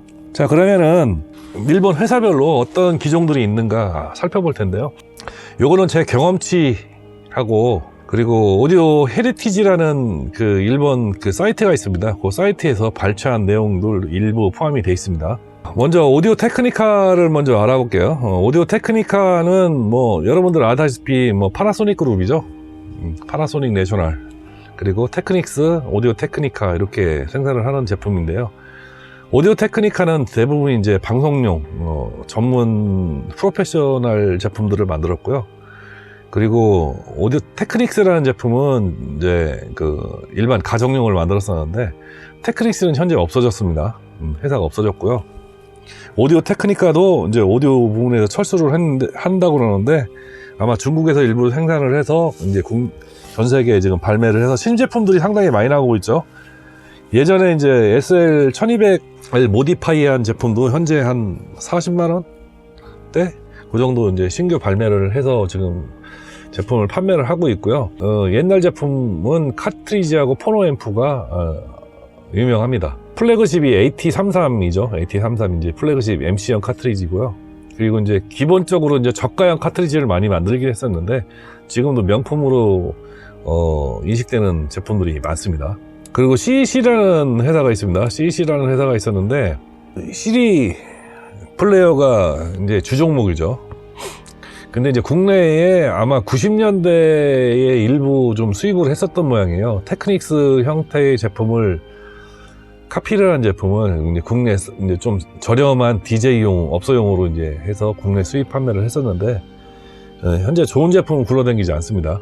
그리고 이제 제가 사용하고 있는 데논 콜롬비아인데 데논이라는 회사가 원래 일본 회사가 아니었죠. 미국 회사였죠. 그러다가 이제 일본 회사로 갔다가 지금 다시 미국으로 복귀를 했죠. 근데 여기는 이제 그 턴테이블이 굉장히 좋은 제품들이 많고 라인업도 다양합니다. 저가부터 고가까지 아주 뭐 라인업이 되게 다양한데 플래그십은 DP100M이라는 제품이고요. DP 시리즈 중에서 30번대에서 100번대까지 좀 괜찮은 모델이고요. 그리고 DP 1000번대 제품도 있어요. 1100, 1200 뭐 그래갖고 5500까지 있는데 요 DP 세 자리 네 자리로 된 제품들은 뭐냐면은 혼합 기종입니다. 플래터 그 구동부하고 토남하고 별도로 판매해서 조립한 기기이기 때문에 여기도 괜찮은 제품들이 꽤 있습니다. 그래서 심지어 데논은 그 플래터하고 구동부만 따로 판매도 했었어요. 토남도 판매도 하고 MC 카트리지 DR103이라는 좋은 카트리지도 판매를 했죠. 그리고 토남도 여러 기종이 판매가 됐었습니다. 이 토남들은 대부분 이제 프로용으로 사용할 수 있는 토남, 방송국이나 아니면 DJ용으로 사용할 수 있는 고가 토남들이 많이 판매가 됐기 때문에 라인업이 아마 일본 업체 중에서는 데논이라는 회사가 테크닉스만큼이나 라인업이 굉장히 넓은 회사입니다. 그렇기 때문에 데논을 선택하시는 것도 괜찮은 방법이고요. 여기는 헤드앰프, 그러니까 포노 EQ도 여러 종류가 발매가 돼서 많이 판매가 됐고요. 기본기가 굉장히 충실한 제품을 만드는 회사고요. 그리고 DL-S1이라는 포노 카트리지, 굉장히 고가의 포노 카트리지도 판매를 했었죠. 데논이라는 회사를 눈여겨봐야 봐도 되실 것 같은 생각이 좀 듭니다. 그리고 다이아톤이라는 회사가 있죠. 다이아톤은 여러분은 많이 들어보시지는 않겠지만은 일본에서 미쓰비시 계열의 회사입니다. 근데 이 회사는 앰프도 마찬가지고 굉장히 고급 제품들을 많이 만드는 회사고 현재도 건재하게 운영이 되고 있는 회사입니다. 턴테이블, 국내에는 다이아톤 턴테이블이 그렇게 많이 있지는 않은데요. 예, 좀 라인업들이 되게 고급스럽습니다. 다이나벡타라는 회사가 있거든요. 다이나벡타는 아시는 분들은 아실 거예요. 다이나벡타 카트리지도 유명하고요. 그렇긴 한데 제일 유명한 게 DV505라는 토남이 굉장히 유명하죠. 정밀 토남. 현재 나오고 있는 토남 중에서 가장 정밀하게 세팅을 할 수 있는 토남입니다. 그리고 로드라고 히다치 계열 회사입니다. 히다치에서 가정용 오디오를 만들었던 회사인데 뭐 그냥 저냥 뭐 제품을 만들었다가 일찍 이제 70년대 80년대 반짝하다가 90년대 사라지는 회사고요.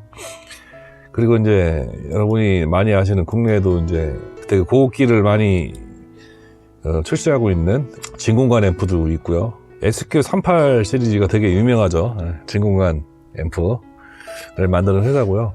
이 회사는 되게 전체적으로 제품 라인업이 약간 고급스럽습니다. 고급스럽고 포노 이퀄라이저도 고급스러운 걸 만들었었고요. 그리고 턴테이블을 굉장히 고가의 턴테이블을 많이 만들었습니다. 중저가 때는 거의 없고요. 되게 고가 턴테이블을 많이 만들었기 때문에 일단 럭스만 마크가 달린다고 한다면은 거기다가 기본기 이상이라고 보시면 될 것 같아요.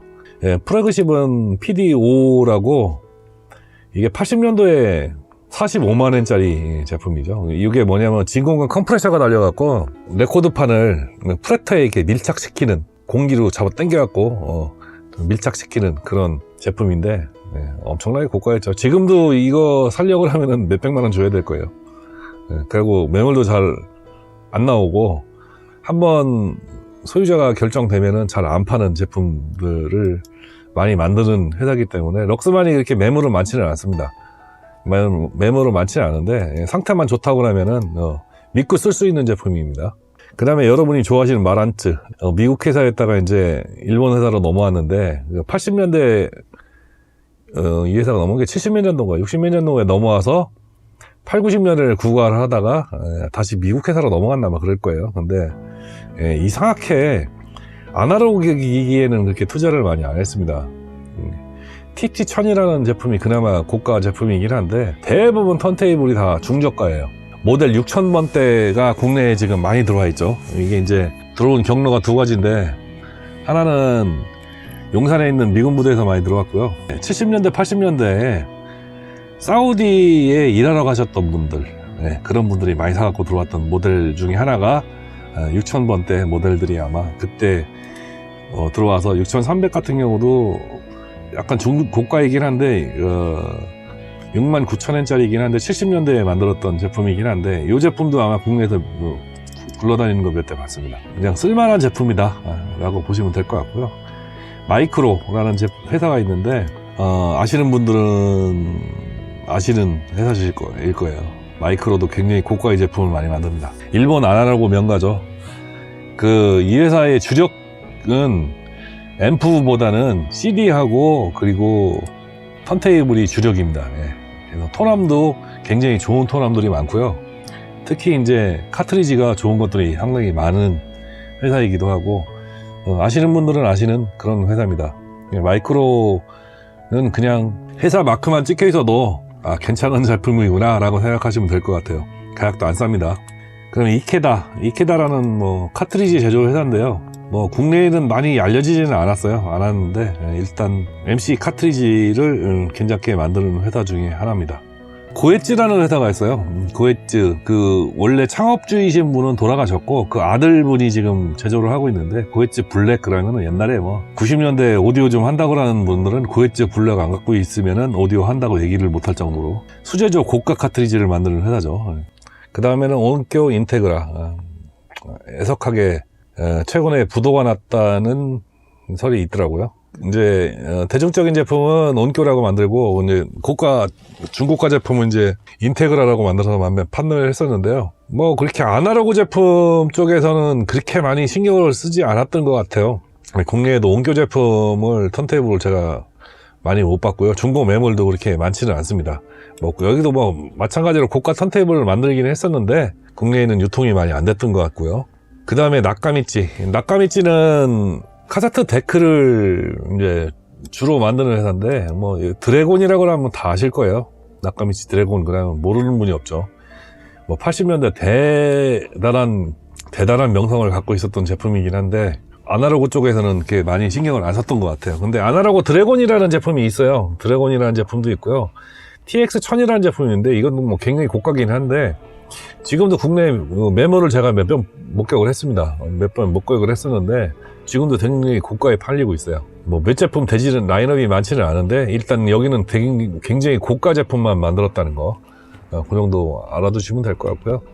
그 다음에 이제 파이오니아 익스크루시브라고 그러는데 파이오니아도 똑같이 아까 온교 인테그라처럼 제품을 좀 나눠서 만들었죠. 좀 고가 제품 익스크루시브라는 제품을 만들었었는데 지금도 이제 중저가 때도 한 30만 원대 정도에서 PL41이라는 나름대로 아는 사람만 아는 명기를 갖고 있죠. 근데 파이오니아가 아날로그에 굉장히 신경을 많이 썼던 회사입니다. 아주 저가 제품들은 거의 많이 만들지 않았기 때문에 파이오니아 제품들은 대부분 PL 시리즈 PL 두 자리 숫자 PL 40, 30, 50, 60, 70까지 요까지는 굉장히 괜찮은 제품입니다. 지금도 70 같은 경우에는 100만원대 언저리 아마 거래가 될 정도로 제품이 좋고요. 그 세 자리 숫자는 중가 정도, 중급기라고 보시면 돼요. 중급기라고 보시면 되고, 전반적으로 중급기 정도의 제품을 만들었던 회사고요.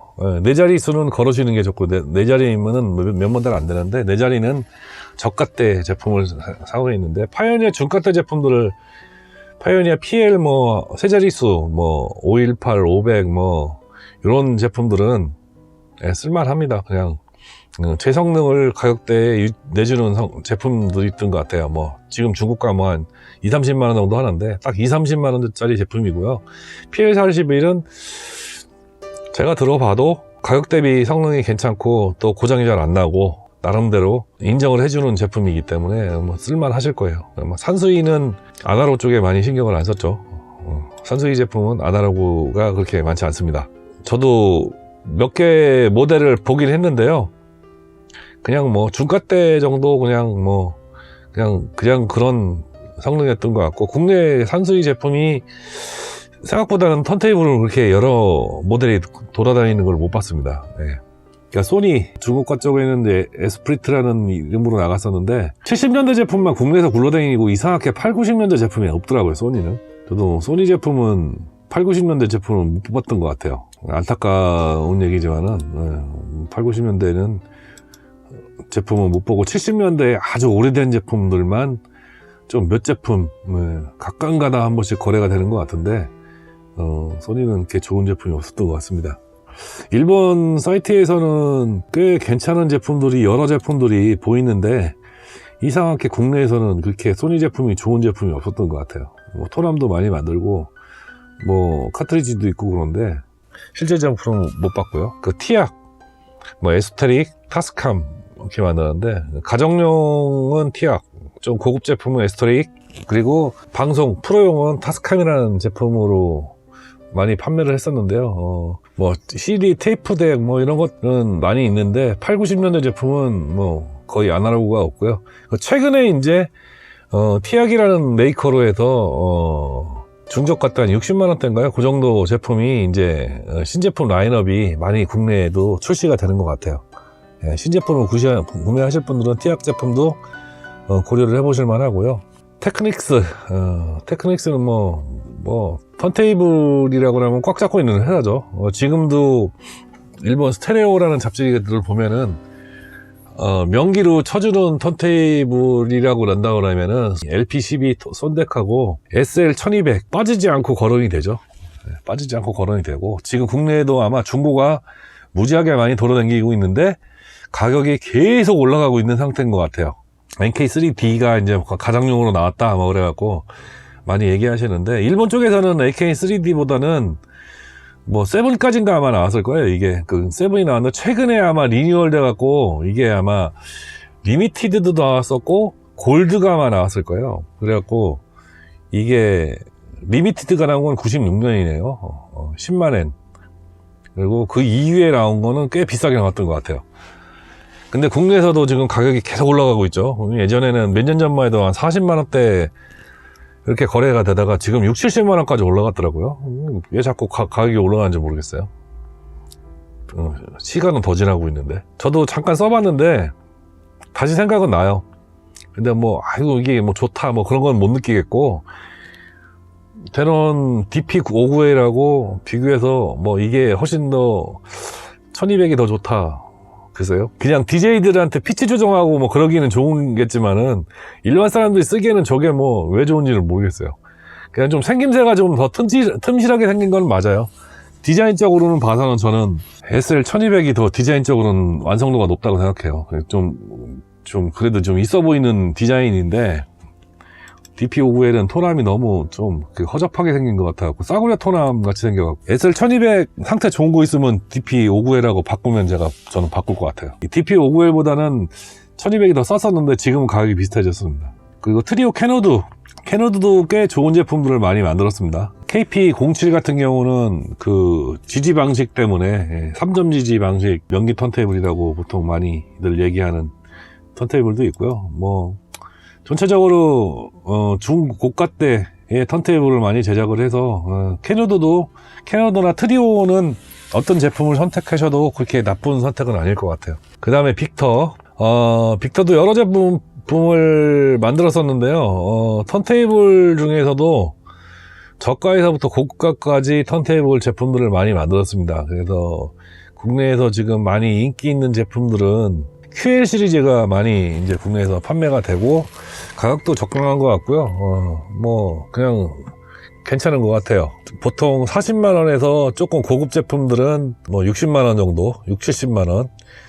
QL Y77 같은 경우는 6, 70만원 정도 거래가 되는 것 같은데, 이것도 10만원이 넘었던 제품이라서 괜찮은 제품입니다. 빅터 제품들도 그냥 다 웬만큼 QL 시리즈 정도 되면은 다 쓸만하다고 보시면 될 것 같아요. 나름대로 또 고급 제품들도 많고요. 국내에 또 나름 제품들이 많이 굴러다녀요.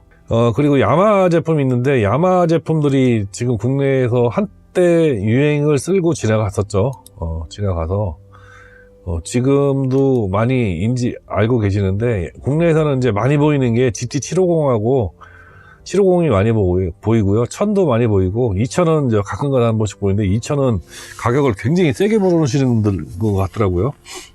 GT는 고급 라인이고, GT 시리즈만 국내에 좀 굴러다니는데, GT750 정도 되면은 그냥 쓸만할 것 같아요. 750이나 1000은 100만원 넘게 줘야 돼서, 제가 전 시간에도 말씀드렸다시피 1000하고 DP590A라고 스펙이 같다고 그랬잖아요. 100만원 넘게 GT1000을 굳이 써야 되나?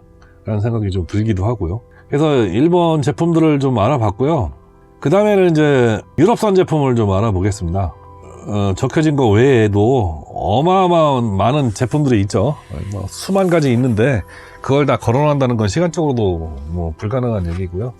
그래서 그냥 몇 가지 제가 보고 경험하고 들었던 것들 위주로 말씀을 드리겠습니다. 뭐 레가는 현재도 꾸준하게 턴테이블을 발매를 하고 있는 회사고요. 토남, 뭐 카트리지, 그리고 턴테이블까지 다 만드는데요. 플라나 시리즈가 이제 유명하죠. P1부터 P7까지인가요? 뭐 중저가 때도 그냥 쓸만한 제품들을 많이 생산하고, 100만원대 이하도 꽤 P3 정도가 100만원 정도 하나요? 뭐 그 정도까지는 꽤 쓸만한 턴테이블이고요. 그리고 신제품을 계속 만들고 있다는 거. 레가 턴테이블에서는 특별한 조치를 안 하고도 교환이 가능합니다. 토남을 업그레이드 하기도 되게 편하게 시스템이 되어 있고요. 그리고 조작하기도 되게 쉽게 되어 있습니다. 그래서 레가 제품은 전 개인적으로 좋아하는 편이고요. 그리고 프로젝트 오디오는 100만원 이하대가 상당히 많고요. 중고가 형성이 50만원대 이하로 많이 형성되어 있어서 이것도 꽤나 괜찮은 가성비를 가진 회사고요. 그리고 지금도 신제품을 많이 만드는 회사죠. 꽤 좋은 선택이 될 수 있는 회사일 것 같고요.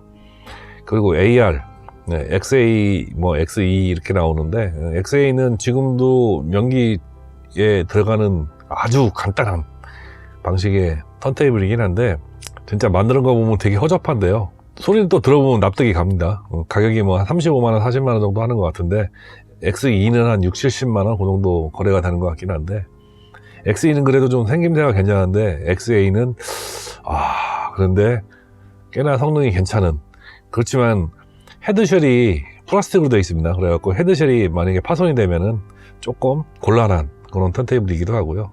그리고 듀얼 같은 경우는 1219 뭐 이런 것들 되게 유명하죠. 골든원 이런 것들이 유명하긴 한데 국내에서도 많이 거래가 되고 그러는데요. 작동을 제대로 하는지 잘 기구부를 확인을 하시고 구입을 하셔야 됩니다. 작동 안 하면은 고치기 조금 난감한 경우도 있다고 그런 얘기를 들어서, 그리고 저는 듀얼을 별로 안 좋아하는 게, 골든원은 제가 들였다가 실패했지만은 생김새가 되게 마음에 안 들어서 별로 안 좋아합니다. 그리고 린, 100만원 이하의 가격대에서는 린 베이직이나 A6 뭐 이런 거 사용하시면, 아케토 토남 정도 되면은 중고가 한 뭐 50만원에서 60만원? 예전에 한 40만원, 50만원 했던 것 같은데, 지금 베이직 팔아먹을 때 아케토 토남 40만원에 팔아먹었거든요. 근데 지금 가격이 조금 올라서 5, 60만원 정도 하는 것 같아요.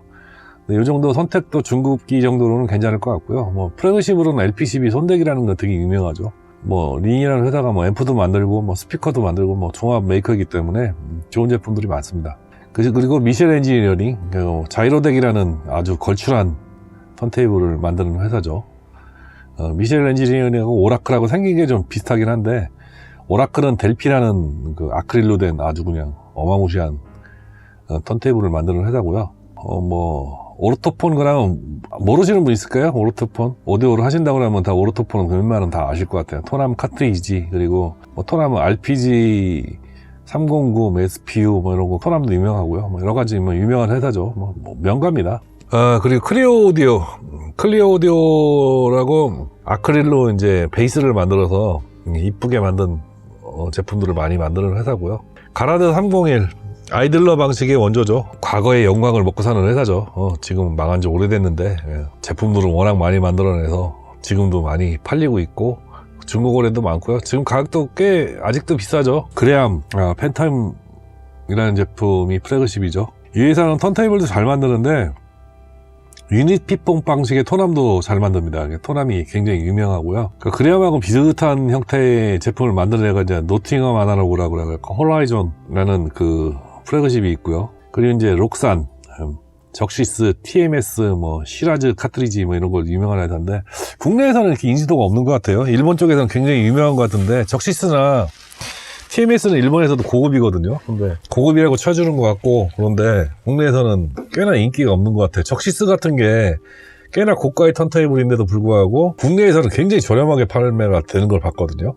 100만 원도 안 되는 가격에. 저런 취급을 받을 메이커는 아닌 것 같은데, 슈어 뭐 MN 카트리지, 뭐 울트라 500, V15 시리즈, 뭐 M55, 뭐 97, 44 뭐 유명하죠. 많은 라인업을 갖고 있고 제품도 워낙 많이 팔아먹어서 뭐 슈어는 그래도 조금 뭐 고급형이다라는 생각을 많이 하게끔 만든 회사기도 하고요. 카트리지 MM형 카트리지면 뭐 V15 정도는 들어야지 라는 생각을 좀 하게 되는 그런 회사기도 하고요.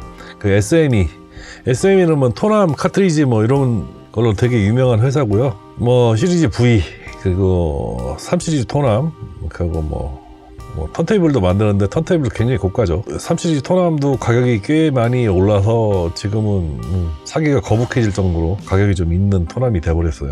안타깝긴 한데 SME 3시리즈하고 토렌스 125, 126하고 조합이 상당히 좋죠. 그리고 520, 320 이런 것들하고 상당히 조합이 좋은데 그렇게 조합된 제품들을 또 많이 팔고 있고요. 근데 자꾸 가격이 올라가서 좀 안타깝습니다. 소타가 SME의 시리즈 V 토남과 최고의 조합이라고 해서 소타 사파이어가 되게 유명하죠. 네, 이것도 플래터가 진공 플래터라고 알고 있죠. 그냥 컴프레셔 달려갖고 레코드판을 흡착시키는 소타 사파이어. 좋긴 하더라고요. 근데 좋긴 한데 가격이 너무, 지금 많이 착해졌죠. 가격이 중고가가 많이 착해졌는데 네임 밸류가 없어서 그런지 몰라도 가격이 많이 착해진 편이었는데 예전엔 꽤 비쌌습니다. 그 다음에 이제 카트리지 회사 수미코. 수미코가 저도 일본 회사인 줄 알았습니다. 근데 자료 정리하다가 찾아보니까 이 미국 회사더라고요. 수미코라는 카트리지 회사가 있고요. 리복스 그리고 프로 장비는 이제 스튜디오라는 메이커로 많이 나갔는데 리니어 트래킹 턴테이블이 유명합니다. 그리고 턴테이블 명가 중에 뭐 빼놓을 수 없는 회사 중에 하나죠. 토렌스. 여기 뭐 턴테이블 명가라 그러면 뭐 제가 생각하기에는 최고의 명가가 토렌스가 아닌가 싶고요. 그 다음에 이제 EMT, SNE, 레가 요 정도, 오르토폰 요 정도 본다고 하면은 명가죠. 최고의 명가죠. 프레스티지부터 시작해서 앰비언스, 124, 126, 520, 320 뭐 이런 거. 지금도 회자되는 턴테이블들을 많이 만들었고요. 만들고 있고 만들었던 회사죠. 지금도 신제품이 꾸준히 나오는 걸로 알고 있습니다. 그럼 이제 그 다음에는 반데널 카트리지 전문 회사고요. 반데널이라고 하면 여러분들 이제 스피커 케이블들도 유명하는 걸로 알고 있죠. 반데널 블랙뷰티라는 제품이 있습니다. 예전에 90년대 초반에 블랙뷰티가 거의 100만원대가 넘었었을 겁니다. 아마. 들어봤는데 소리는 좋아요. 뭐 아시는 분이 사모님 몰래 10,000원씩 1,000원씩 비상금 만들어 갖고 블랙뷰티를 사서 그 교체를 하고 자기네 집에 가서 들어보자고 저의 손을 이끌고 가던 느낌 아직도 기억납니다. 외국산 턴테이블들은 대부분 이 정도 선에서 제품 라인업들이 구성되어 있고요. 그 이제 외국산 제품만 있느냐?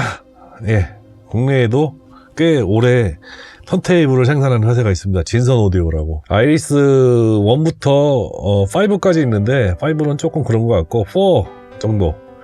요게 지금 새거가 한 100만원 선인데 뭐 여러모로 호불호는 갈리는 것 같아요. 뭐 너무 저가의 모터를 썼다든가 뭐 그런 호불호는 있는데, 이 진선 오디오가 예전부터 뭐를 했었냐면은 토남 가공을 많이 했던 회사입니다. SME 토남이라든가 이런 것들, 그리고 오르토폰 토남을 많이 가공을 해서 카피 제품도 많이 생산을 해서 판매를 했던 회사고요. 그리고 스핀들 가공이나 아니면 풀리 가공, 모타 풀리 가공을 해서 판매를 했었고요. 그리고 고급 토남들 수리를 하면 진선 오디오를 모르는 분이 없을 정도로 사장님이 직접 선반을 가지고 제품을 깎아서 부품을 교환을 해줄 정도로 되게 실력 있는 회사이기 때문에, 그리고 열정도 있으시고요. 저도 한번 가봤죠. 구로 공구상가에 있는데 한번 방문해 봤었는데 되게 열정 있으신 분이에요. 거기서 만든 턴테이블입니다. 제가 생각하기에는 100만원짜리 외산 턴테이블을 살 거라면은 이런 제품을 고려해 보는 게 어떤가. 저는 개인적으로 돈이 여유가 좀 되면은 요거는 한 대 더 들여놓고 싶어요. 그리고 턴테이블 모양새도 꽤 이쁘게 생겼고요.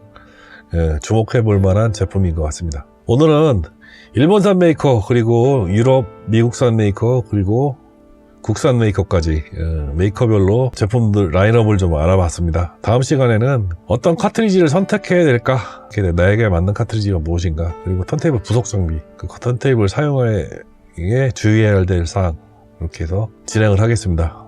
오늘은 턴테이블 입문 가이드 3편 알아봤습니다. 감사합니다.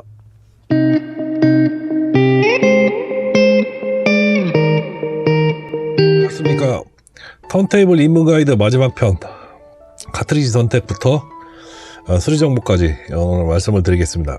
자, 카트리지는 두 가지가 있죠. 무빙 마그넷형, 그리고 무빙 코일형, 두 가지 형태가 있는데요. 뭐 간단하게 설명을 드리자고 한다면은, 무빙 마그넷형은 대량 생산을 할 수 있게끔 만드는 제품이고요. 그리고 대체로 가격이 좀 저렴하죠. 저렴해도 지금은 이제 거의 뭐 10만원대가 다 넘어가는 가격이지만은, 예전에는 5천원짜리부터 뭐 만원, 2만원짜리가 많았었는데 지금은 다 10만원이 넘어가는 형편이죠. 왜 그러냐면은 그만큼 제조 단가가 올라갔고, 그리고 많이 생산을 안 하기 때문에 아마 단가가 올라간 게 아닌가 싶고요. 전 시간에 간단히 제가 말씀을 드렸죠, 구조는. 그래서 그림을 보시면은 가장 큰 차이가 뭐냐면은, MM형은 바늘 교체가 가능하고 MC형은 구조당 바늘 교체가 안 되는 구조로 돼 있다고 제가 말씀을 드렸다시피, MC형 같은 경우에는 컨틸레버에 코일이 직접 감켜져 있기 때문에 바늘 교체가 안 됩니다. 그래서 컨틸레버가 부러지거나 부러지고 손상이 되면은 되게 수리하기가 힘듭니다. 그 스타일러스만 만약에 부러졌을 경우에는 리팁이 됩니다. 제가 알기로는 뭐 4, 5만 원 정도의 리팁이 가능한데, 컨틸레바가 만약에 휘거나 아니면 부러지면은 좀 곤란한 경우가 생기는 걸로 알고 있어요. 그리고 MM형 같은 경우에는 뭐 컨틸레바나 바늘이 부러지면 그냥 쉽게 얘기해서 카트리지 팁만 바꾸면 되죠. 바늘만 따로 판매가 되기 때문에. 근데 문제는 뭐냐면 오리지널을 구하기 힘들다는 거예요.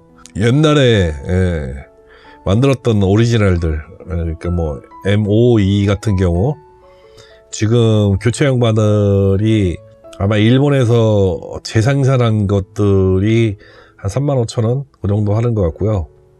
오리지널 바늘은 한 10만 원 넘을 겁니다. 그래서 되게 조심해서 사용을 하셔야 되고요.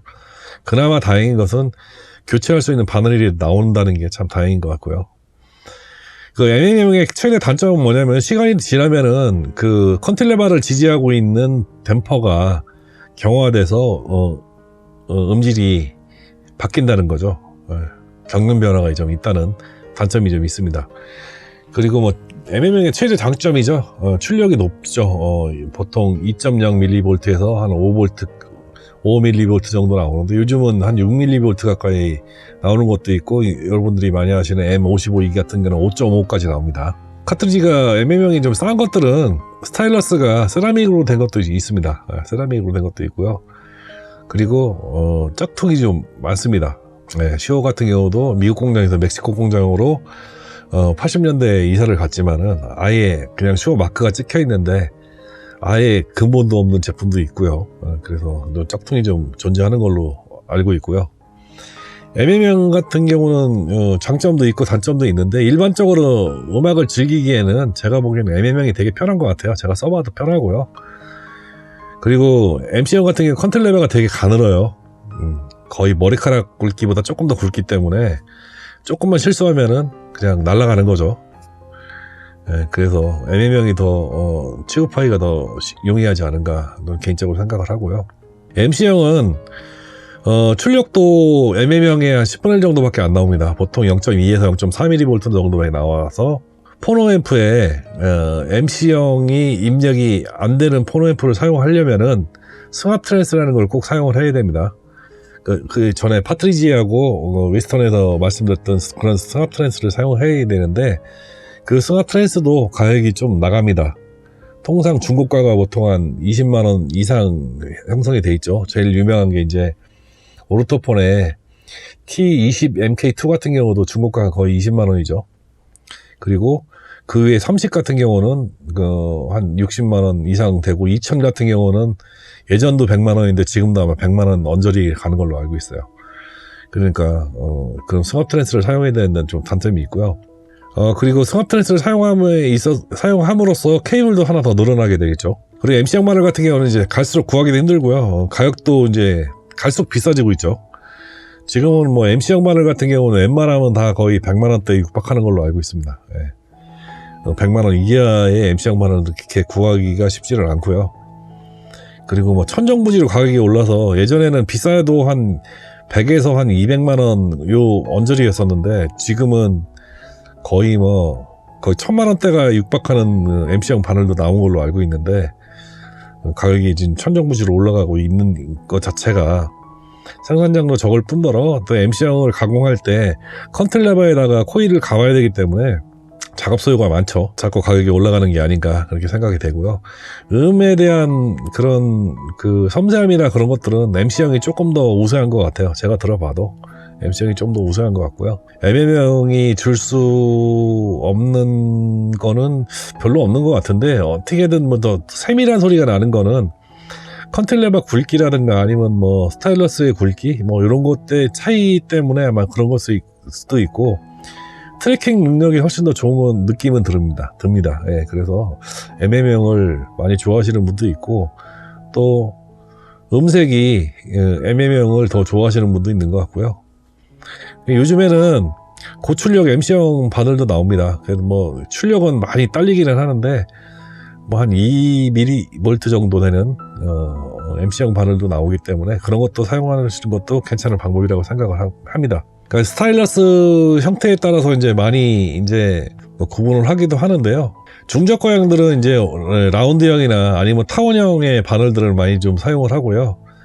그리고 이제 좀 고가의 바늘들은 좀 뾰족한 형태, 그런 형태를 사용하고 있는데, 스타일러스가 음반에 주는 하중을 본다고 하면은 좀 뾰족한 형태의 오른쪽으로 갈수록 더 섬세한 트래킹 능력을 발휘할 수 있겠죠.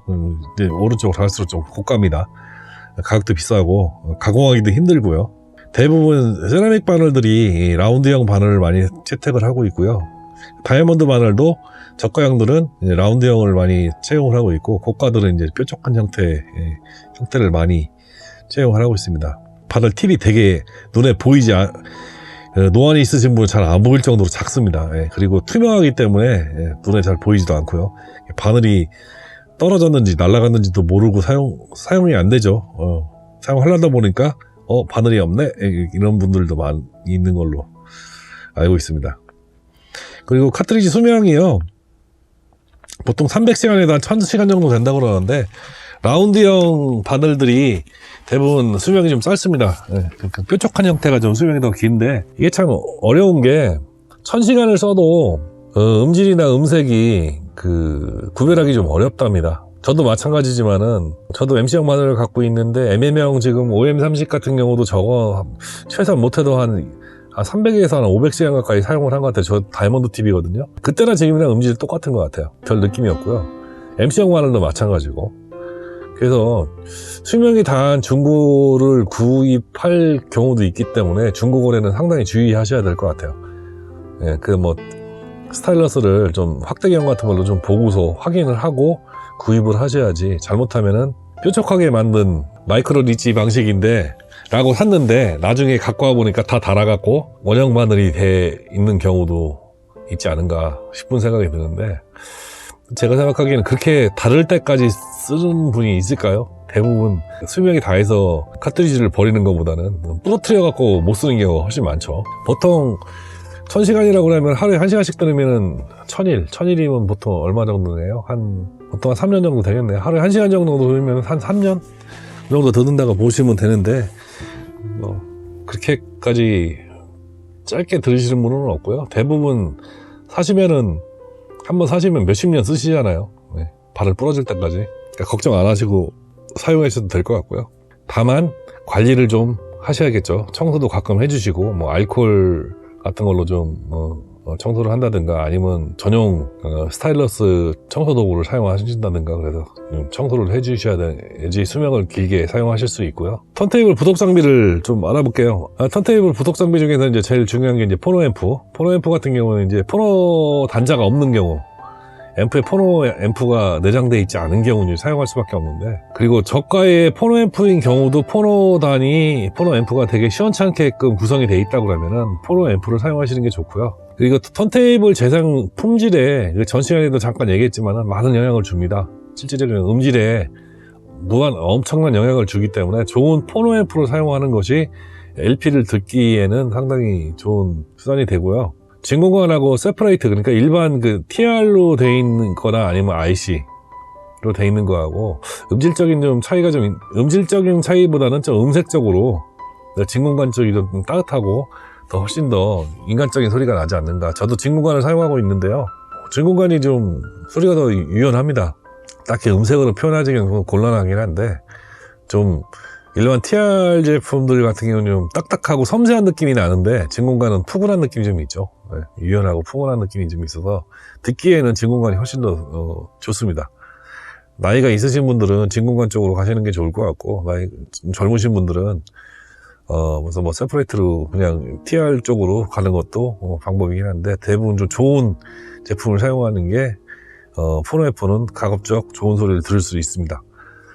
그리고 스납트랜스가 있는데요. 스납트랜스는 포노 앰프에 MM형 단자만 되고 MC형 단자가 지원이 안 될 경우, MM형 단자가 있는 포노 앰프에는 대부분 이제 스납트랜스가 들어있거든요, 안쪽에. 근데 이제 그게 없을 경우에 이제 스납트랜스를 사서 사용을 해야 되는데, 보통은 이제 비싼 거 쓰시는 분들도 있겠지만, 파트리지 아까 말씀드렸던 것 같은 건 저런 건 100만 원 넘습니다. 그러니까 오르토폰 뭐 T20 MK2나 뭐 T30 그 정도만 돼도 충분히 즐기실 수 있는 고음질의 소리를 들릴 수 있으시니까 MC형 바늘을 쓸 경우에는 준비를 하셔야 되고요. 오버행 피치 게이지 수평자는 전 시간에 한번 말씀을 드렸으니까 패스하도록 하겠습니다. 그리고 턴테이블 저울도 가격이 좀 있어요.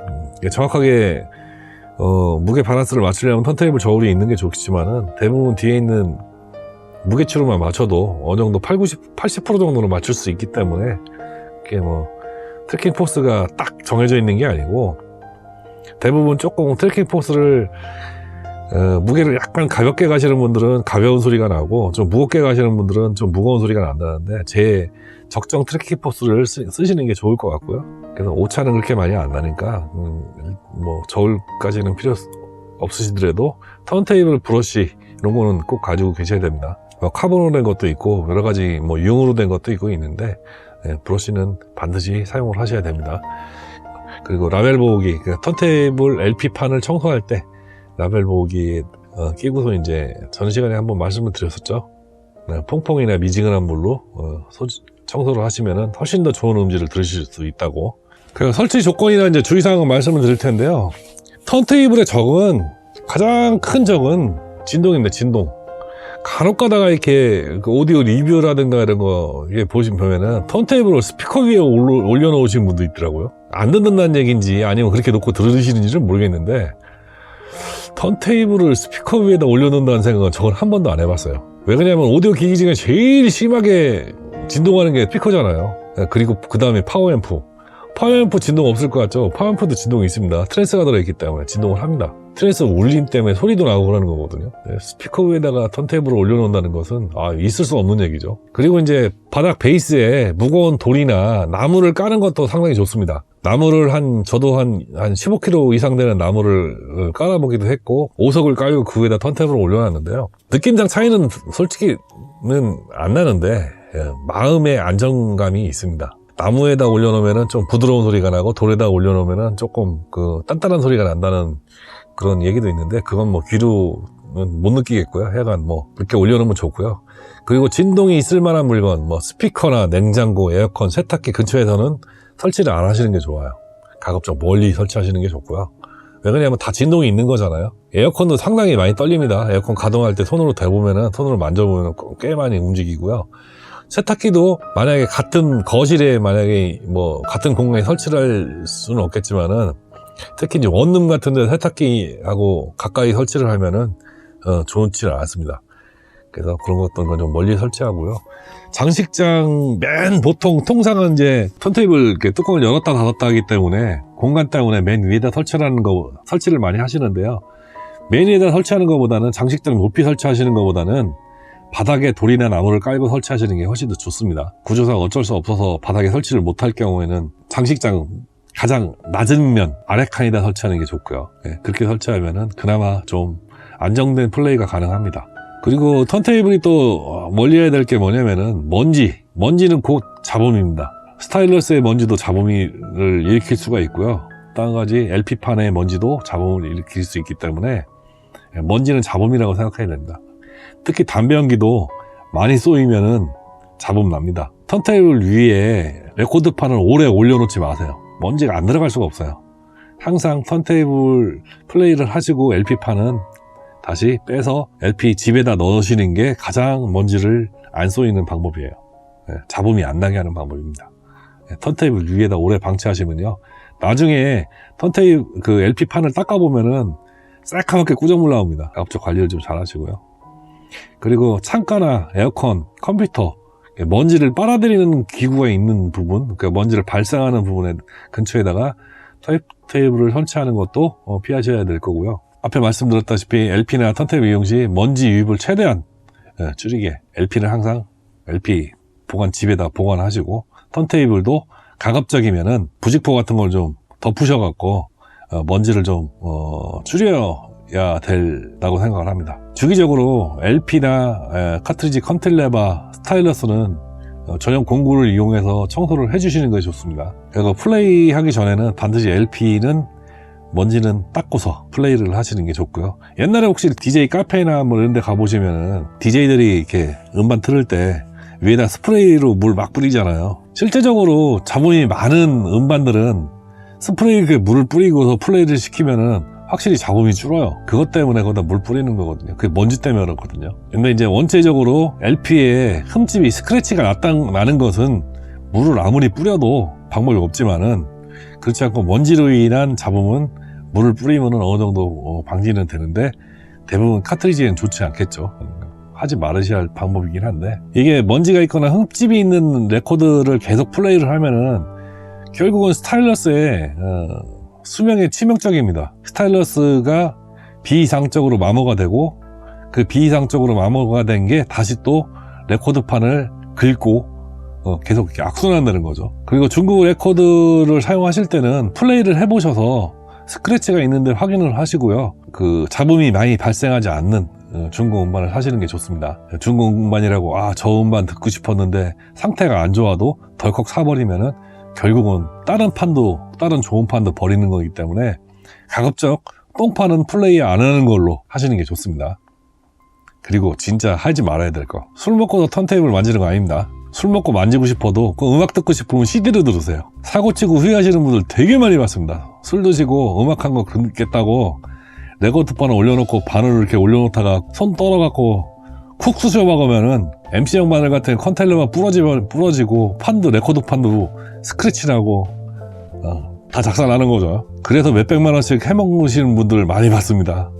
동호회 가면은요, 술 좋아하시는 분들은 꼭 사고 칩니다. 절대로 술 드시고서 턴테이블 플레이 하지 마십시오. 자, 턴테이블 카트리지나 수리를 하실 때는요, 턴테이블 수리는 서울 남전자라고 있습니다. 거기 이제 카트리지나 턴테이블 판매도 하고요, 수리도 하는 업체로 알고 있습니다. 거래는 직접 안 해봤는데 되게 유명하고 평도 좋고요.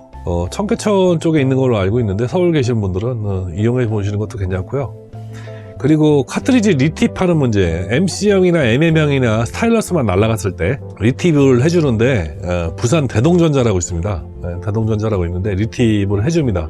여기는 전화하시고 상태나 그런 것들을 말씀을 해주시고 전화하셔갖고 주소 받으셔갖고 돈하고 같이 입금하시고 택배 보내시면은 수리를 해서 다시 택배를 받는 형태로 수리를 하거든요. 수리 잘한다고 소문이 많이 업체이기 때문에 이런데 이용해 보시는 것도 괜찮고요. 이게 아날로그에 입문하시는 분들이 참고하면 좋을 자료는 뭐가 있냐면은 곽영호님의 레코드의 비밀이라는 책이 있어요. 한 4, 5년 전에 발매를 한 책인데요, 아날로그 입문자들한테 꽤나 도움이 되는 내용들이 많습니다. 아날로그를 하실 분들은 이런 책들을 한 번 더 구입을 해서 아날로그에 대해서 전반적인 내용들이 수록이 되어 있는 책이기 때문에 이런 책을 한번 구입을 해서 읽어보시는 것도 도움이 됩니다. 그리고 이분은 레코브로라는 네이버 블로그도 운영을 하고 있거든요. 그거 들어가 보시면은 좋은 음반들, 명반들 그런 것도 소개도 많이 해주시고 있기 때문에 참고하시면 상당히 도움이 될 내용들이 많습니다. 이렇게 아날로그를 할 수 있는 입문 가이드를 제가 10개 카테고리로 나눠서 4편에 걸쳐 이제 말씀을 드렸는데요. 너무 꼰대같이 일방적인 설명이 아니었나 라는 생각도 들기는 하는데, 입문하시는 분들 도움이 됐으면 좋겠습니다.